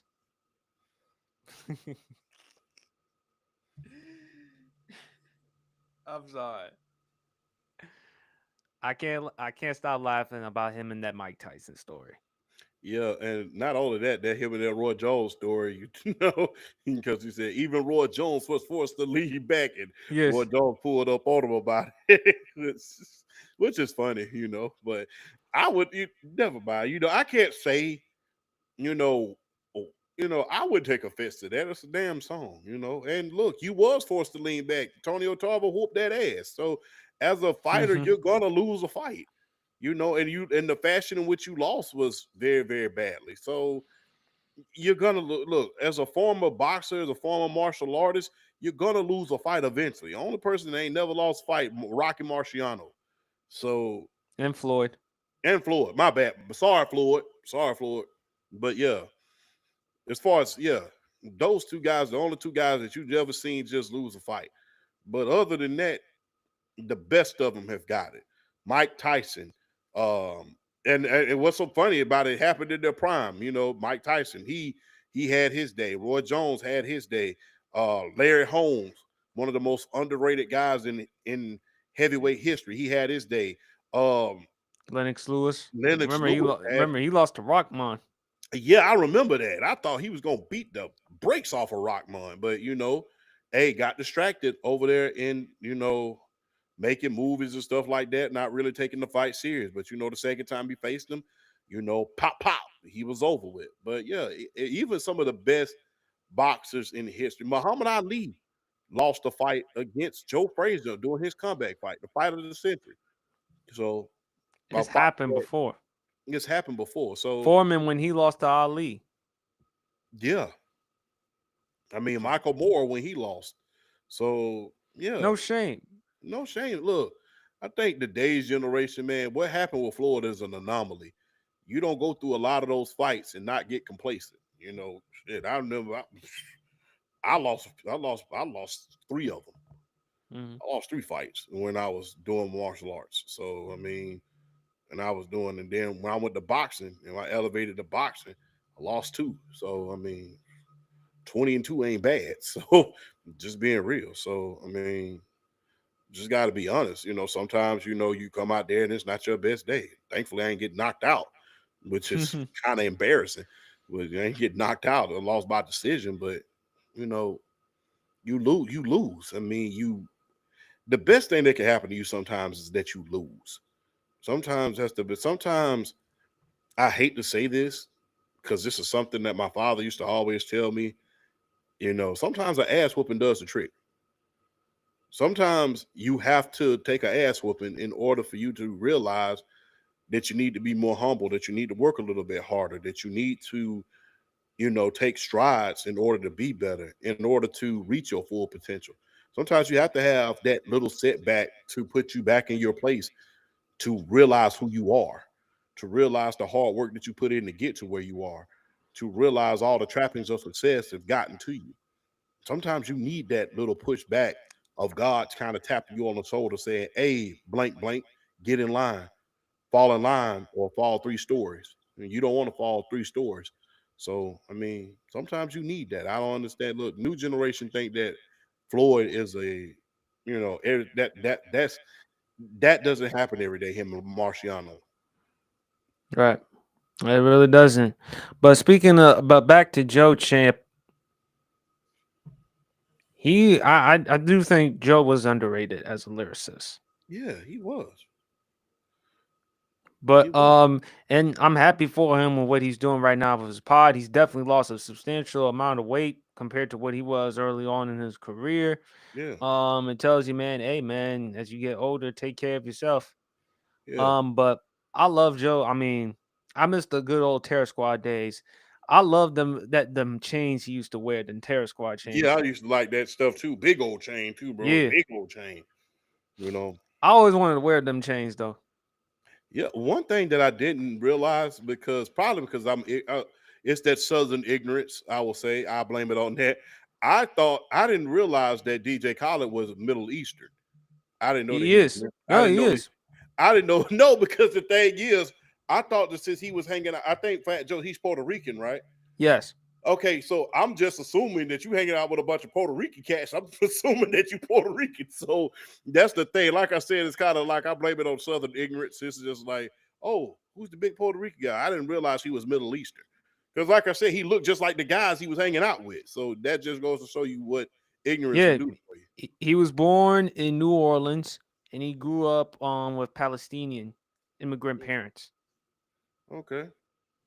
So yeah. But again, same thing with me, champ. Look, a lot of people may think I'm Dominican, but on the contrary, I'm black and Haitian. So again, like it just tells you that despite my complexion, despite my hair or whatever, nah, I'm more than what you actually think. Yeah. But again, nah, it's not really Southern bias. I mean, a lot of people make that type of mistake. So you ain't the first, nor will be the last. A lot of people do that from time to time.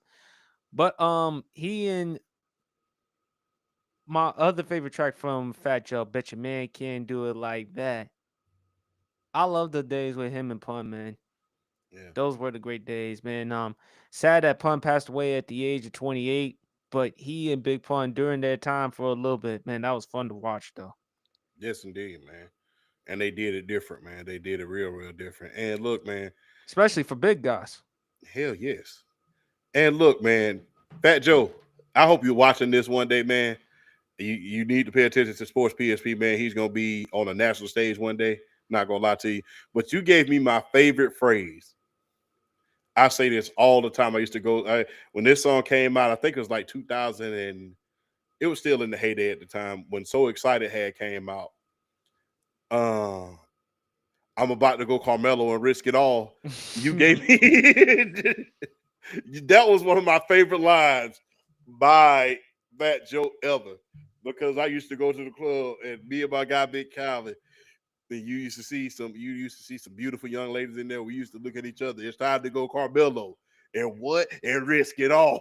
So it was, Mm-hmm. yeah, so that was my favorite line from Fat Joe, man. I'm about to go Carmelo and risk it all. So yeah, man, I love that line. I use that line to this day, man. I'm about to go Carmelo and risk it all. Oh man, yeah. But what's love with him Yes. and Ashanti, especially when Ashanti was doing her thing back then. So I can't forget that one, especially from that movie Juana. Man, I gotta rewatch that movie. Yeah, I love that movie. That was a good movie, man. Real Hmm. good movie.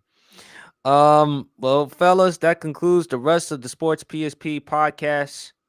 Big fella, unfortunately, we couldn't do it without our guy BRF, but make no mistake about it, BRF will always continue to rep, support the Sports PSP pod.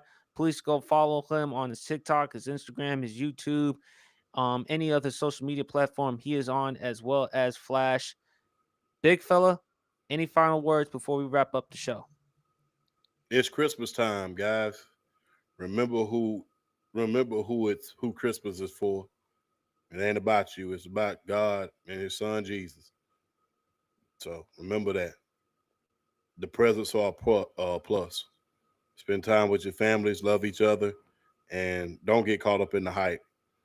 And just enjoy it, man. The year's almost over. It's been a hell of a year for a hell of a lot of people. So think with your hearts and think with your mind and your hearts, and find your family members and just do what you need to do as far as being a caring person, and don't, you know, go the other route with it. I salute all of y'all. Thank y'all for watching. Make sure you hit that like and subscribe button. PSP, I salute you as always. I call you the Tom Joyner of the podcasting industry for a reason. As hard as you work, and hell, I didn't even realize you took up another show. So I didn't even realize you took up another show. So I'm the researcher, and I'm also the editor for the Ball Hawk Sports Talk. Please also make sure you like and subscribe to the Ball Hawk Sports Talk with B Brown BSQ, and also Big Flow as well. Every Friday mornings they'll come on with a show. The two old heads that I love to call, but they're good people. By the way, B Brown, he lives in Jersey. Used to okay, play football okay, for the Notre Dame Fighting Irish, and he used to play a little bit of football in the NFL. okay. Yeah, So but and also Flo used to play football for Notre Dame as well too. But well said, champ. My mom is going out for Miami just to visit her mom, my grandma. Before, I'm just gonna see what I can do as far as taking her out shopping. Hopefully, maybe we can go to a nice restaurant, have a drink, have some good food or whatever. Just have a good time. Something that I need because again, I'm so preoccupied and overwhelmed with work. Still in all, I need time for myself. Take time for yourself as well. yeah, Because not only Christmas is coming up, the New Year's. So if you have plans, if you have goals, if you have aspirations to try something new, it could be doing a new hobby, going to a gym, changing your life, changing your eating habits, trying to look for a better job, trying to look for a better pay, trying to have a place for yourself. doing Pilates. Wags. But okay, I mean, go and hang out in the wet. Well, there's some beautiful wags, though. I ain't gonna lie about that. But that being said, just try to find something that you love and you want to do, and you just have to be. No, I'm in all seriousness. You gotta try to find something that you love to do, like I'm doing right now, podcasting. I've always wanted to do podcasting since I was a little kid. I thank my brothers, I thank my therapist, I thank my mom. Even though my mom gets on me from time to time with the podcasting and stuff like that, nevertheless, she knows this is something I've always wanted to do. I also want to give a quick shout out to two people, Jennifer Lazarus, my college professor, going back from Montclair State University. Although I did not graduate from Montclair State University, I just want to say thank you. During that time, you were one of the reasons that helped me get on the dean's list. And when I heard it, and one of the staff members from Montclair State University told me you made the dean's list, I couldn't believe it because I was only there part time. I only took 2 classes during that semester, but they said, "No, you made the dean's list." And I took the time to write you the email and thanked you for everything that you did. And thank you for everything you've done for me, Professor. And I will continue to have conversations with you. I'll continue to talk to you and help you out in any way you can, just like you want to help me out and vice versa. And of course, the lovely D. Thank you, D. You're like a big sister to me. I love you. Hope to see you soon. Hope to see you next week in New York. I know Undisputed World Champ would love to see you, whether in New York, New Jersey, or in his hometown, Columbus, Georgia. He would love to have a chance to just go hang out with you for drinks and just have a good time. But everyone, y'all stay safe, man. Y'all enjoy the rest of y'all weekend. Enjoy some NFL. I think the Heisman ceremony, that'll be tomorrow. Enjoy Yes. that as well. Enjoy looking forward to some college basketball. We're about sooner away with the college football playoffs. A lot of things to look forward to. But on that particular note, we end off the Sports PSP podcast. Y'all enjoy the rest of y'all weekend and peace.